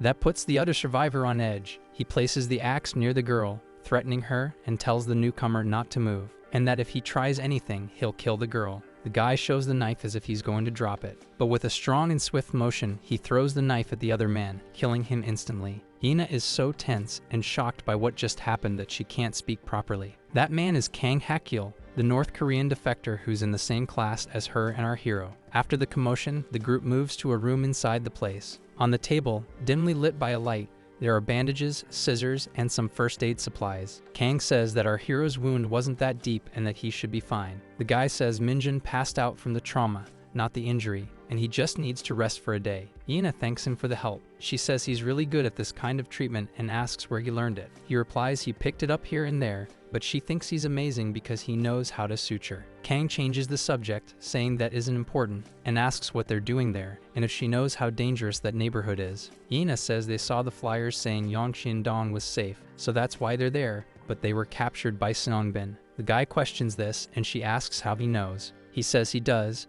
and asks what happened to Park. She reveals that when they ran, everyone was being attacked and he was chased, but she doesn't know what happened to him. Kang says maybe that bully is still alive, and that the rumor about Yongxin-dong being safe is now false. Unless they escaped at the very beginning, everyone's already been infected while trying to hold back the outbreak. Up until a few days ago, it was rare to see one of them, but since yesterday, their numbers have exploded. On top of that, there are now humans around even crazier than the infected, and it's rare to see a girl like her walking around out there now. That surprises Iina. Kang says that if she's wandering around unprotected and gets kidnapped, no one knows what might happen to her. She needs to be very careful since all of Gamebook has turned into anarchy. He says that honestly, if things keep going like this, other areas in the capital will end up the same way. The girl can't believe this is really happening. That makes her ask why the guy is still there. Kang replies that he has his reasons, and that he was thinking of crossing into Gangnam as soon as the sun rises. Iina is surprised and asks if that's true. She asks if he also heard the news about Gamebook being closed off, but then remembers the flyer said the area would be sealed starting today. Kang says things have started getting worse. Among several containers, the sound of the undead can be heard. He doesn't know if all of Gamebook has been sealed, but the areas beyond the Han River were blocked off at least 2 days ago. That surprises Iina. Kang says many infected flooded the areas near the bridges and the river. It's impossible to go there, people fled at first, which made the government seal the place, causing them to show up here. Iina is impressed and asks how he knows all this. The young man says he heard everything from survivors who made it to the bridges and even showed photos of the place. That makes the girl worried, realizing it was all true. Kang says it's not like there's no way out. If they can get a boat or a raft, they might be able to cross the river somehow, but they'll have to avoid all the infected. Iina asks if Gangnam is really safe, saying that zombies are appearing all over the country, and the guy says there's no guarantee that place is secure. But his younger sister is sheltered there, and that's why he has to reach Gangnam at any cost. The girl asks if that's true. She asks how the two of them got separated, and Kang stays silent for a moment. He remembers that the day before everything started, he, his sister, and their uncle fled to the nearby temporary shelter. A little later, a military unit arrived and said they were relocating some of the survivors because Gamebook was too dangerous. But children and the elderly were the priority, so he had to stay behind. A soldier promised he would return for him. His sister called for him, and that confused him. In the end, Kang asked where exactly they were going to take his sister. The soldier said they would take her to the shelter in Gangnam. In the end, the guy says the military never came back. Iina asks about his uncle. A little after being separated from his sister, an infected person showed up inside the shelter and everything turned into chaos. He and his uncle tried to escape. Kang explains that what happened was that, in the end, his uncle couldn't make it out. All of this leaves Yina speechless. The guy stands up, grabbing a backpack, saying that either way, he's leaving as soon as the sun rises, and even a one-day delay could be dangerous. The girl asks if he's really going to leave as soon as the sun comes up. She asks him to wait and says they want to go with him since they're also trying to reach Gangnam. Kang says it's too risky, and that in his experience, traveling with more than 2 people is dangerous.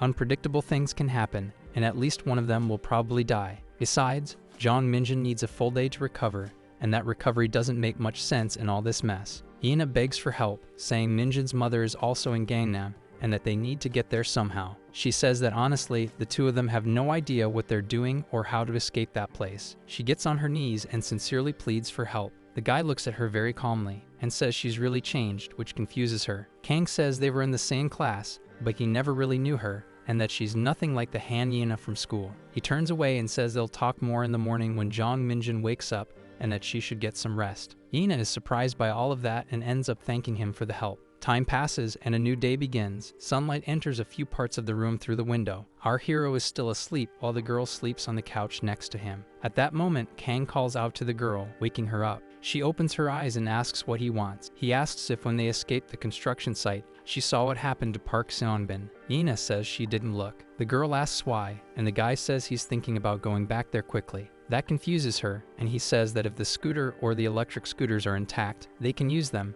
and there's one more thing he needs to check. Yina asks if he could just not go there, saying the barricades must have collapsed and the place is probably full of zombies, and she's sure Seongbin was infected, and that if something happens to him, this makes Kang show a small, faint smile. The young man says the place is just a few meters from where they are and asks if she wants to know how he escaped North Korea with his sister at 12 years old. It was 10,000 kilometers. That leaves Yina confused about what he's talking about. He says a broker was expensive, so they relied on an uncle who had escaped. Like ghosts, they crossed the country avoiding soldiers, passed through China and Laos, and made it to Thailand. It took almost 2 years and 10,000 kilometers for them to escape, and he lost one of his younger brothers along the way. This leaves the girl stunned. Kang says that as soon as Jong Minjin wakes up, she needs to take good care of him, and that he'll be back. After that, the guy leaves the room, leaving Yina speechless. At the construction site, still very early in the morning, Kang starts sneaking into the place by climbing over the metal barriers. He finally enters the site after jumping the flame-patterned metal fencing. The guy decides to see for himself whether Park Seonbin really lost his life or not. Our hero continues sleeping, recovering from the wound. Yina is surprised to hear him groan. Minjin sits up and she approaches, asking if he's awake, but he asks where he is. She says they're at Kang Hakyul's place and that he healed him. Our hero tries to remember who that is and asks if he's from their class. She says yes, and that they found him after escaping. Minjin says that after falling from the 2nd floor at the construction site, he can't remember what happened next, only that she helped him walk somewhere. Yina grabs his hand, saying she's so relieved, which confuses him. Her eyes start to fill with tears as she asks if he had any idea how worried she was, thinking he was going to die. That makes him blush and surprises him with what she says. Yina realizes he got embarrassed by that, and quickly smacks his hand against his own face, pushing him back and catching him off guard. She asks who told him to get stabbed with a knife, says she's thankful for the help, but also that he was careless and she doesn't know what she would have done without him. He really scared her. Minjin apologizes, but Yina asks why he's apologizing and tells him just to say thanks. She asks if he knows how hard it was to carry him, which leaves him confused. The girl blushes and turns her face away,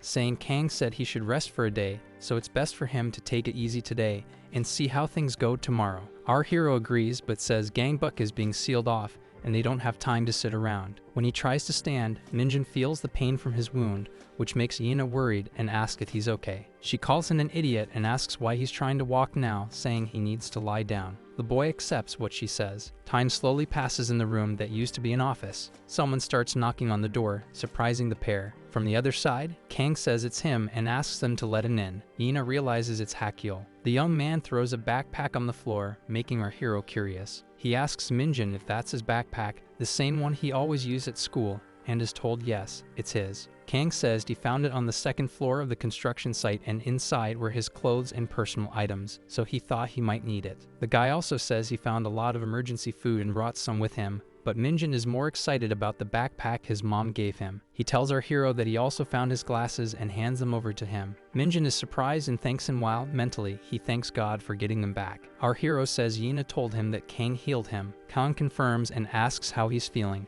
and he replies that he feels a bit dizzy but is okay. The girl asks if he checked the construction site and if he knows what happened to Park Seongbin. Kang calmly says yes, and as expected, he wasn't at the construction site. He says the only ones there were the 4 delinquent boys, now infected. Kang says the scooter is gone, probably taken by Park, and the kick scooters were broken. Yina asks if they might find him again, and Kang tells her not to worry. The guy says he might lose in a fight, but he'll win in an assassination. Yina says he's insane, but he says, as he mentioned yesterday, he's planning to escape Gangbuk, and asks the 2 of them if they think they can follow him. Our hero says yes, and that they absolutely need to go, even if it's right now, but Yina questions him and says he needs to rest at least one day. Kang agrees with her and says it's fine to wait and move after Minjin recovers a bit, but Minjin insists he's fine, and that things could get worse tomorrow. The guy says, picking up a pen, not to worry too much, and that they still need to properly plan before leaving. If they rush, they could get into trouble. He writes on a whiteboard while saying he thought it through and believes there's another way to cross the river.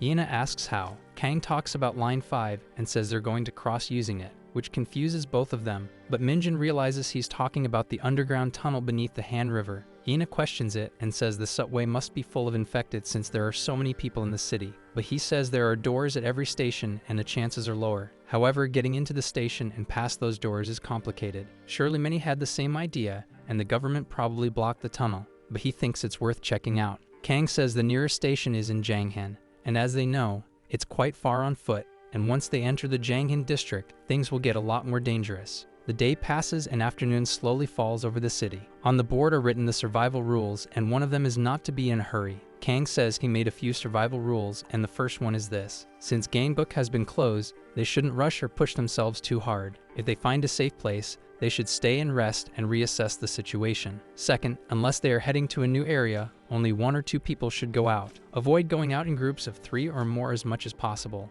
In the end, Kang speaks more seriously and says that lastly, if a very serious life-threatening situation happens, you should never sacrifice yourself for someone else. He gives an example. Even if you could survive by running away, don't try to help someone at the cost of your own life, no matter who it is, even if it's him, because if such a situation happens, he will do whatever it takes to survive. Kang emphasizes this, making Minjin tense, saying they should never try to sacrifice themselves for anyone other than themselves. Time passes and a new day dawns in the city, with sunlight lighting up the office sink. Before they leave, the guy calls out to our hero, confusing him. He hands him the baseball bat full of nails and tells him to use that weapon. Minjin takes the weapon and says it's scary, and even Yina looks uneasy about that bat. Kang says it's not just for the infected. Having something like that is good to scare off bad people. Just having that weapon makes it harder for others to attack you. And as they already know, the zombies will attack to kill. When it's time to fight, they need to stay calm and hit with everything they've got. The guy says that bat with spikes can do fatal damage if it hits the head and asks if our hero understands, but he thinks it's insane. Kang then tells everyone to head outside. The district streets seem calm and safe while it's still early. The trio walks through trash-filled streets with abandoned cars. Our hero wonders if it's really okay to take the life of an infected person. They were regular people too and probably had families, and even if they attack,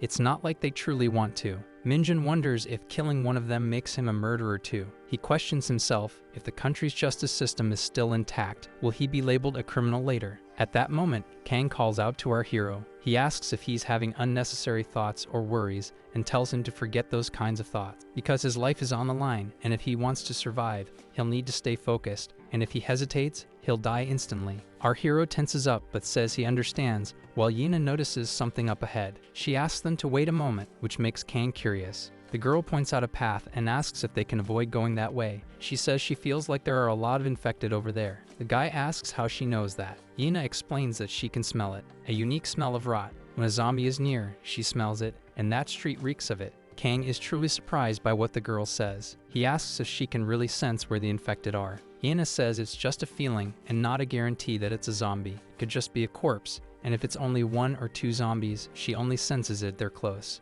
Minjin remembers something, how several times the girl was strangely sensitive to that smell. Kang says he'll go take a quick look. He moves ahead and hides behind a pole as he looks down the street. The guy is genuinely surprised by what he sees there. Lots of zombies walking near a darker area between a van and a transport truck. That makes Kang realize the girl's importance goes beyond what he expected. He wonders if she really can sense the infected, and the girl asks if the zombies were really there and if she was right. The young man says she was right and that he doesn't think they can go that way. Minjin looks to the side and asks them to look too. Kang looks but asks what our hero is seeing. He says that on the rooftop of a building, he thinks there are soldiers and asks if they're infected. This surprises and confuses the northerner. Kang starts moving forward and tells the pair to follow him, catching them both off guard. The group heads to a more secluded area. Inside the building, the guy says it's all right because there are no infected around and they can follow him. Ina shows fatigue and asks why they're there. Kang pulls out binoculars and looks in the direction Minjin pointed to earlier. He says he can see at least 3 soldiers and that they're all infected, but one of them is carrying a rifle, and this surprises the pair. Minjin becomes tense, not believing it, and asks if Kang is thinking of taking that weapon and if they shouldn't just leave. He says that if there are more than 3 zombies, it'll be difficult to steal it, and they haven't even confirmed if it has ammo. Even if they get it, firing will make a lot of noise and attract zombies, and they don't even know how to use that rifle, but Kang says he knows how to shoot. That's a weapon they absolutely need, and he tells them to go get it. Yena questions what he's saying, pointing out our hero just explained everything. She also asks how they're going to get the weapon from 3 zombies in such a tight space, and that he said the rifle is strapped to the soldier's body, and to get the weapon they'll have to. She finishes by saying they'll have no choice but to execute the infected soldier. Minjin feels like something has been bothering him this whole time. He remembers the days he used to play Rage Z in his room, where he used an assault rifle to shoot zombies, and that constant discomfort is clinging to his heart. If that's the case, then one day they'll desperately need that weapon. Our hero agrees to go get the rifle, and Yena is confused by that. She asks if they're crazy, saying it looks dangerous to go up there,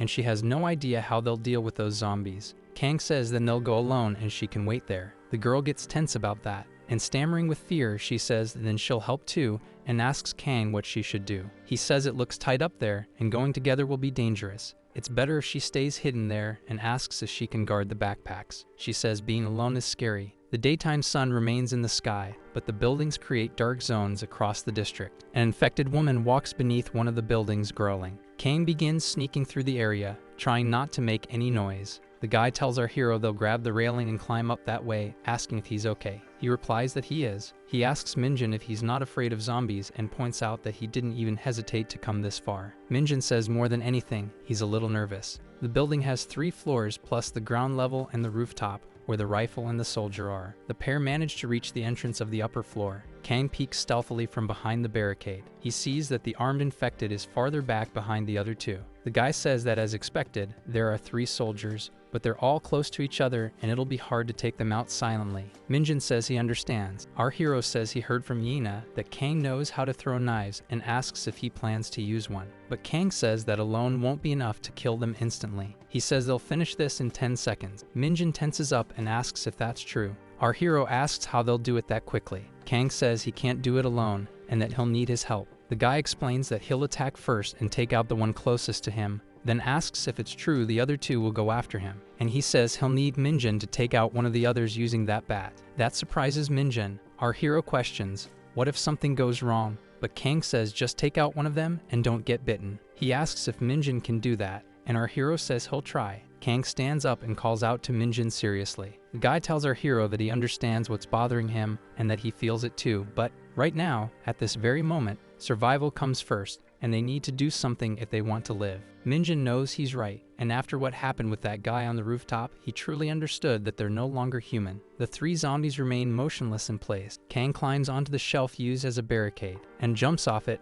finally stepping out from behind the protection he had. At the same moment, the 3 infected notice him and scream at the guy. Without fear, Kang charges toward the zombies with his pocket knife in hand. He knows that if he wants to end it, it has to be with one strike. He needs to go for a clean and direct attack. One of the infected stumbles over its own leg while running. Kang goes for an instant execution, but the zombie's stumble causes him to miss the attack. That leaves the guy surprised and tense. He curses when he realizes he left his guard open as a second infected charges at him. Kang knows he has to take down at least one of them with a single strike. The guy makes a fast slash at the infected, but realizes he didn't land the hit properly. At that moment, the armed zombie approaches, catching him off guard. Kang shouts, calling out to our hero, who, tense, comes up behind one of the infected and raises the spiked bat. Minjin quickly delivers a powerful blow to the undead. It knocks the zombie to the ground, leaving our hero confused. But the infected gets up quickly and turns toward Minjin, who screams in fear when he realizes he didn't finish it off. Our hero yells, telling the zombie to back off, and that makes Kang realize that wasn't nearly enough. A second zombie charges at the boy,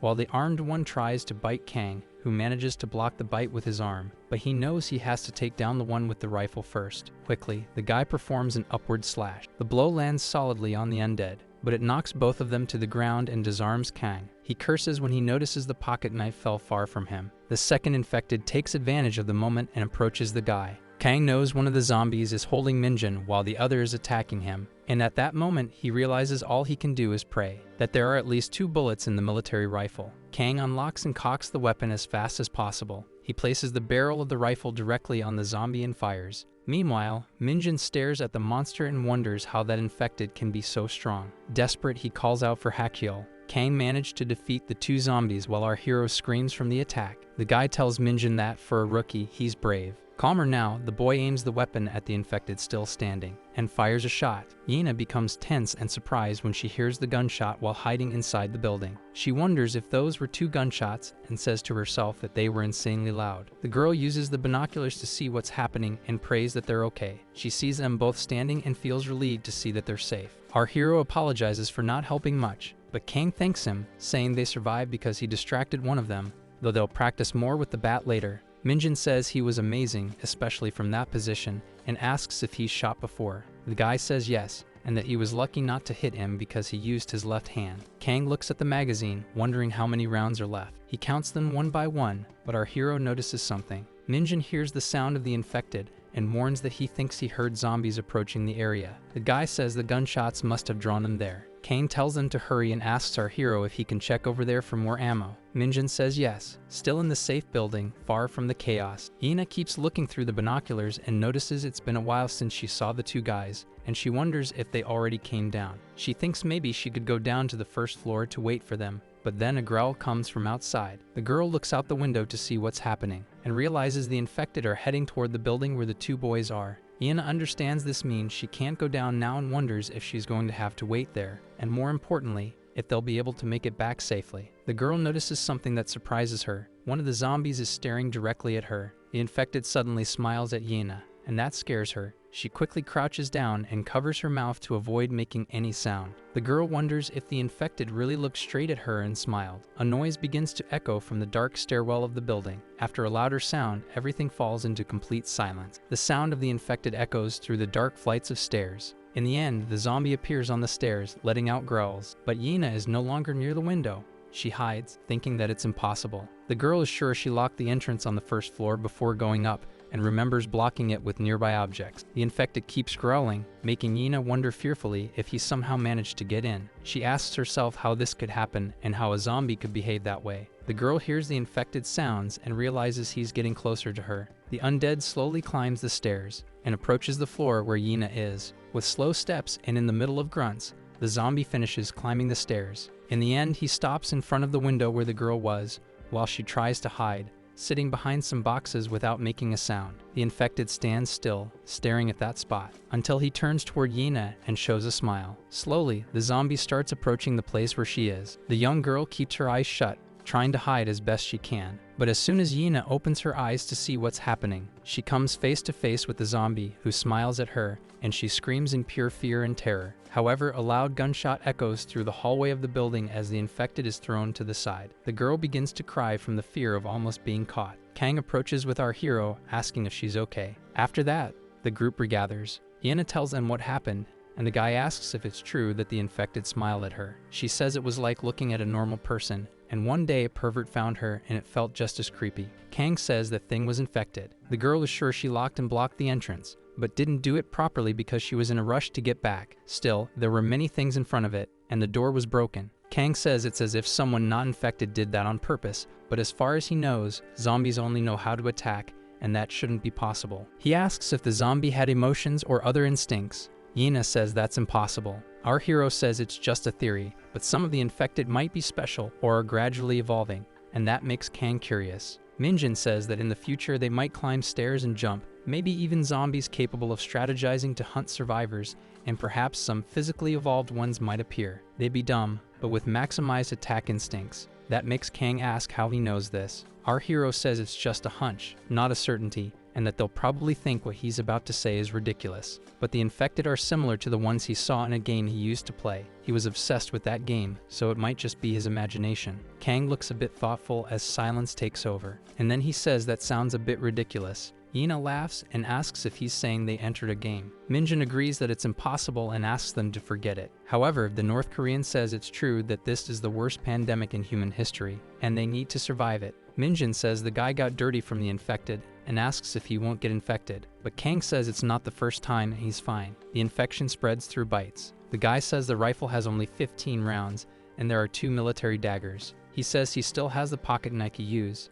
so our hero should take one of the daggers and the other. He hands to Yina, saying she has to use it, which confuses the girl. She asks if he wants her to keep that knife. Kang says she needs to protect herself and asks if she's going to call for help every time that happens again, and that later, both of them will need to learn how to use the rifle with him. The guy says that if he dies, our hero has to use that weapon, and there will be a time when Yina will have to use it too. That makes the place fall silent under the weight of those words. The girl asks the guy not to say things like that because it brings bad luck, and Minjin says people who say that always die first. It's a movie cliche he's following, but Kang is confused. He asks what they mean by that, and says he's going to survive no matter what, but he just needs to be prepared in case that kind of situation happens. Minjin says he's right and mentions he's always wanted to shoot a gun, though they probably can't practice target shooting because of the noise, and the ammo is limited. Our hero asks if Yina also wants to be able to shoot a real gun, but she turns her face away and quickly distances herself from him. She replies that she's not sure if she wants that, but Minjin is confused by her response. Yina asks him not to come near her.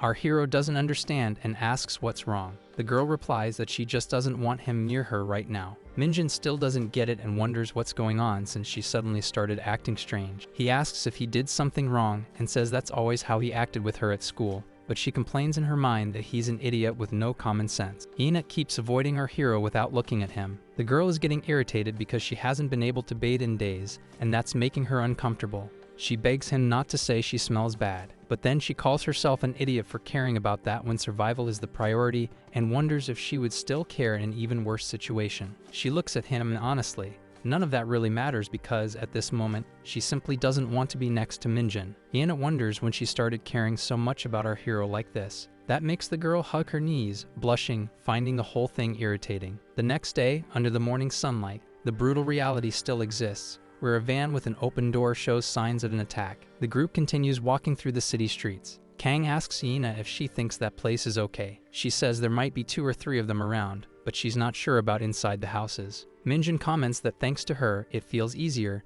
and now they can really move more freely. The North Korean says they can't let their guard down. Our hero notices the guy's strange movement and asks if he's okay since he's been limping since earlier. Kang says he thinks he hurt himself when he fell with the infected soldier. He says it seems like a ligament injury, which shocks Minjin. Our hero, concerned, asks if he shouldn't be resting and reminds him that he told them not to move if they were injured. Kang thought he'd be fine by now. The guy says it's nothing, and compared to when he defected, this really is nothing. He says it's time to start looking for a place to sleep. Yina stops in front of a metal door with a red X. Kang asks what's wrong, and she says there's something inside. Something lets out a loud growl from inside the place while something slams into the door, scaring the girl, who asks if there's an infected in there. A voice from the top of the building asks if they're survivors, making the trio look up. A man says he's been trapped on the rooftop for 2 days and asks the group for help. Kang asks how he ended up there. The survivor says he went to grab a few things and was chased by zombies and had to run to the rooftop. The man says there are infected on the stairways right now and that he can't do anything in this situation. But the guy asks who closed the door on the first floor. He says he asked a passing survivor, but that person closed it after saying there were zombies inside and left. Kang asks if there are many infected on the stairway too, and the man says there were 6 or 7 chasing him. That surprises our hero because of the number. The North Korean understands that if there are zombies inside, then it's true the man is isolated on the rooftop, but the number he mentioned is odd, and if it really is accurate. Kang apologizes and says that with that many infected, it's going to be difficult, and they're not in a position to help anyone right now. He turns around, telling them to leave. Minjin is surprised, and the man begs them not to go. The survivor pleads for help. He says he couldn't make it back home, and his wife and son are waiting for him alone. His daughter is missing, and if he doesn't return, the worst might happen. He starts shouting to be saved. Minjin says that if he keeps screaming, he'll attract more infected. Yina asks if it's right to abandon him, and Kang says they can't help others right now. It's better not to take unnecessary risks and tells them to go already. That leaves our hero shocked and in disbelief. In the end, he asks if there isn't another way to help that person. Kang stops when he hears that and says nothing, but after complaining a little with a sigh, the guy turns to our hero, who asks what the method is. Minjin says he just had a good idea and believes he can save that person. The trio returns to the abandoned white van. Kang asks if, after opening the door, they're going to lure the infected to the place they just passed by, and then take out those 6 or 7 zombies outside the tunnel, then run back here, and at that moment, push the white van to block the tunnel. Minjin says yes, and that he might not look like it now, but when he was a kid, he once pushed a car in neutral with his father. That makes him say he thinks they can push that vehicle far enough, and since Kang's leg isn't good, he'll be the one to lure the infected out of the tunnel, and then come back. And once he returns, the 2 of them should push the car and block the area. This catches them both off guard. Kang says that if they don't create enough distance, they'll fail, and asks if he's a good runner. Minjin replies that he's above average and should be fine, though he's afraid of being chased. The North Korean looks at the tunnel and says that since only one person can pass through at a time there, if they block it from that side, the infected won't be able to get in. The car doors open, and the handbrake seems to be released. But then he asks our hero why he's going so far for that man, and says he already told him not to sacrifice himself for others, which leads him to ask what Minjin stands to gain by risking their lives to save that guy. Yena says that now that she's heard all that, she also thinks it sounds way too dangerous, and they don't even know if that man is a good person or not. Our hero stays silent upon hearing all that. He remembers those men at the construction site, the moment he gave them the pork for lunch, the surprised expression on one of their faces. Minjin says he just feels, somehow, that that guy isn't a bad person. He remembers those men who lost their lives at the construction site, and somehow it reminds him of his father. Kang looks at him without saying another word, but in the end, he says to try pushing the car forward, just a bit, so that with a small push it can immediately block the space, and everyone agrees. Meanwhile, time slowly passes. Kang asks if he just needs to turn the steering wheel slightly and tells him to try pushing a bit more. Minjin asks Yena if she's ready and starts counting. When he reaches 3, both of them push, and the van seems to move. They notice that it's shifting. Kang guides the vehicle using the steering wheel, while the pair slowly push the car forward. As they near the tunnel, the North Korean asks if that's already enough. He says that to be ready for emergencies, he's going to hide there and get ready to shoot. Minjin tells him to only use the gun in the worst-case scenario. Yena asks what if an infected attacks as soon as he opens the door or if they're too scattered. He says he'll ask the man to draw them all in, and then he'll lure them all together. At that moment, Kang calls out to our hero. He asks Minjin if he knows this is a really dangerous plan. Kang says that if there's a special infected like he mentioned, there's no telling what might happen. Our hero says that guy wouldn't be trapped in there, and that he'll be fine. The North Korean says he wouldn't risk his life for anyone except his sister, and that this will be the last time he does something like this. He says that from now on, they shouldn't take such risks again. Minjin becomes tense hearing all of that. After a while, on the abandoned and cluttered street, the door to the building is open, indicating that the plan is in motion. Minjin starts shouting, calling the infected from the area over to him. After that, our hero starts running away from the place. After going down the stairs, he turns and runs toward the van. Several infected chase after him as he screams in fear. Minjin keeps drawing the zombies' attention, telling them to try and catch him. Kang watches everything from the hiding spot while our hero starts passing by the van, and the infected scream behind him. One by one, the zombies move through the area. After they pass, the guy says it's time, and both of them come out of hiding. There's no movement coming from the other side of the tunnel. The girl waits for the signal while Kang keeps watching to see when our hero will show up. Yena is tense about the situation. She's worried about Minjin and asks for him to come back. Time passes with no sign of our hero, until a loud scream from the infected is heard from the other side of the tunnel. At that moment, Minjin appears running away. He shouts the signal to push the van now, and as soon as he passes, the pair starts pushing the vehicle, until finally, the car blocks the passage, causing the infected to slowly pile up in the area. They groan, trying to get through without success, while Minjin catches his breath from the run, saying they did it, and Yena congratulates him. At that moment, that man thanks our hero, which surprises him when he sees the man on his knees on the ground, sincerely thanking him. The man bows to the ground, saying Minjin is his savior, but our hero tells him not to do that there. He asks if they can go to a safe place first. Meanwhile,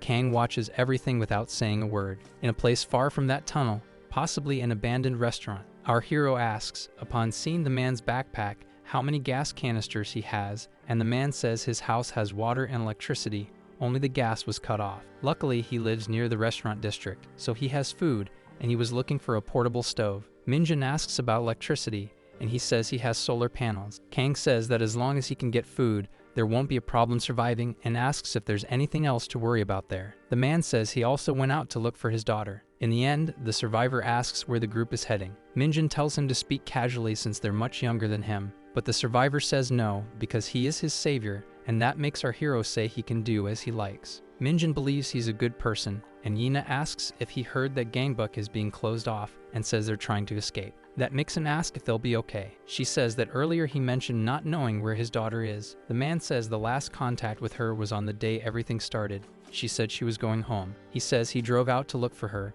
but the car got stuck and he barely survived. He knows he should have evacuated the family first, but the situation was severe. In the end, they argued and decided to stay together. He knows the chances are low, but maybe his daughter will come back home. Yina understands that he needs to find his daughter. The man asks where they found that rifle, and Kang says he found it dropped in the street. After that, the survivor says it's getting late and asks where they'll sleep, but the guy says they'll find a place and that he can just break into a nearby location. Still, the man asks if they want to stay at his house, which is nearby and has plenty of space. It also has electricity, water, and food. That excites the pair. Kang asks if it's true and says he'll be grateful if he lets them stay there. Yina asks if it's really okay, and the guy says yes. Minjin says that if Hakiel says it's okay, then there's no problem, and the girl agrees with him. Our hero asks if the man has more things to carry, and if he wants help. He says he does, but tells them not to push themselves too hard. Time passes, and little by little, the day starts heading toward the afternoon. After walking a bit more, the man says they've arrived, and Minjin is surprised by what he sees. A large, single-family home. It really does have solar panels too.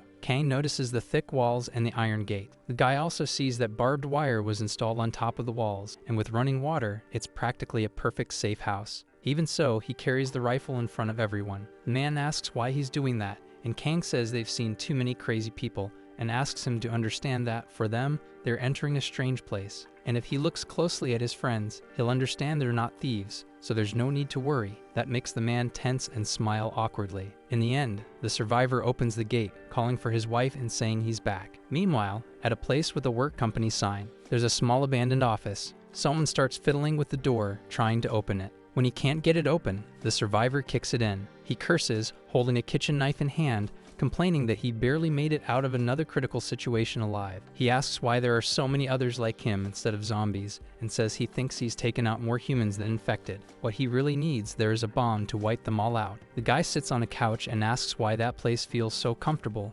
deciding to rest there for a while. He notices the whiteboard with lots of things written on it, and becomes curious about what's on it. After reading what's written, the man smiles and starts laughing. In the end, he asks if those two were recently hiding there, and if they even ran into Kang Hakyul. Songbin, still alive, realizes they're planning to head to the station in Janghan and intend to cross the Han River using Line 5. The group begins to enter the survivor's house, following him. Upon entering, the man who was rescued calls out for his son and wife, saying that he's home. Kang asks our hero to wait a moment. He says he'll go into the house first. Minjin is confused for a moment but quickly understands. The survivor keeps calling for his beloved wife, but the guy suspects they might be getting tricked. He quickly enters the house with his weapon ready, knowing that if anything goes wrong, they might have to take over the place. But Kang is surprised by what he sees and hears. The man's wife and child respond. The woman asks what happened for him to be so late, and says they thought they'd lost him. The boy cries while the survivor apologizes, hugging his son. The young North Korean watches all of it while the man continues apologizing to his family.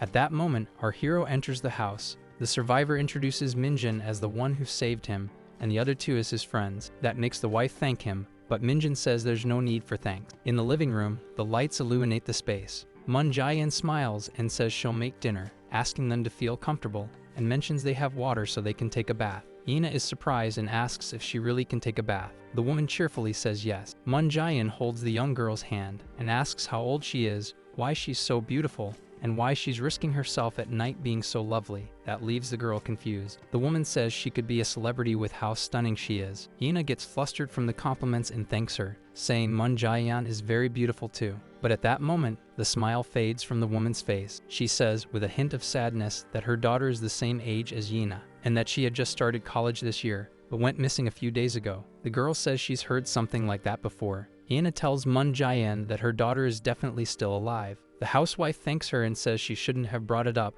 then asks them to rest while she prepares dinner. The young girl quickly offers to help. but the woman refuses, saying they saved her husband, and since Yina is the same size as her daughter, she can wear her daughter's clothes. Minjin looks to the side and notices the boy hiding behind a piece of furniture, staring at him fearfully. When he realizes he's been seen, the child quickly runs to the second floor. Our hero wonders if that's the couple's son and notes he looks like he's around elementary school age. Kang sits on the couch, still holding the rifle, and our hero asks how his foot is. The guy removes his sock, showing swelling on his ankle. That makes Minjin ask if he's crazy, pointing out how swollen it is. Kang replies that if possible, it'd be good for them to rest there a little longer, but for safety, they should check every corner of the house. That makes Minjin comment that Kang really is meticulous about security, and that experience really does make a difference. Behind one of the doors, the sound of the shower can be heard. Yana takes a shower while saying it had been so long since she bathed, and she thought she was going to die from how uncomfortable it was. But the girl stops speaking and moving, becoming lost in thought. She remembers when she hid with Kang while Minjin was fleeing from the zombies during the rescue plan, and the determined look on his face, intent on succeeding. That makes Yina wonder why he was trying to look so cool in such a weird way,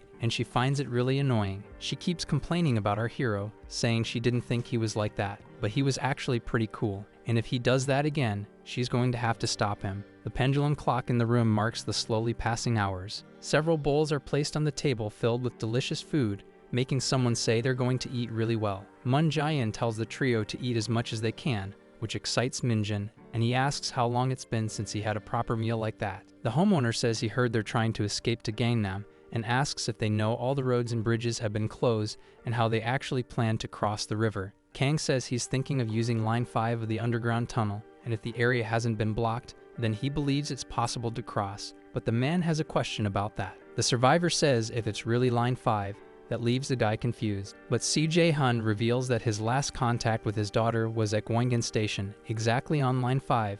This makes Kang ask if that's true. The guy knows that station is at the end of Line 5 along the Han River, and that it's about 6 to 7 stops after the nearest station, which is Janghan, the group's final destination, right after crossing the river. Kang says their destination is Gwangan Station and then to head to Gwangan-ru using the subway. If his daughter is alive, she should be around there, and that surprises Seo Ja-hun. The survivor says he thought the same thing. He says he was driving to find his daughter and heading to Gwangan Station, but got stranded, so he abandoned the car and walked to Jangin Station. Seo Jae-hun reveals that the station was completely overrun by the infected, and that walking to Gwangan is really far, and he can't go alone and leave his family behind. That's why he's stuck in the house, unable to do anything. Kang says the place is about 10 kilometers from where they are and asks if there are other nearby roads that are too damaged to drive through. Jae-hun says he doesn't know all of them, but almost all are blocked by stalled cars or obstacles, making them hard to travel on properly, and if the car gets stranded, it will be very dangerous. Kang becomes thoughtful,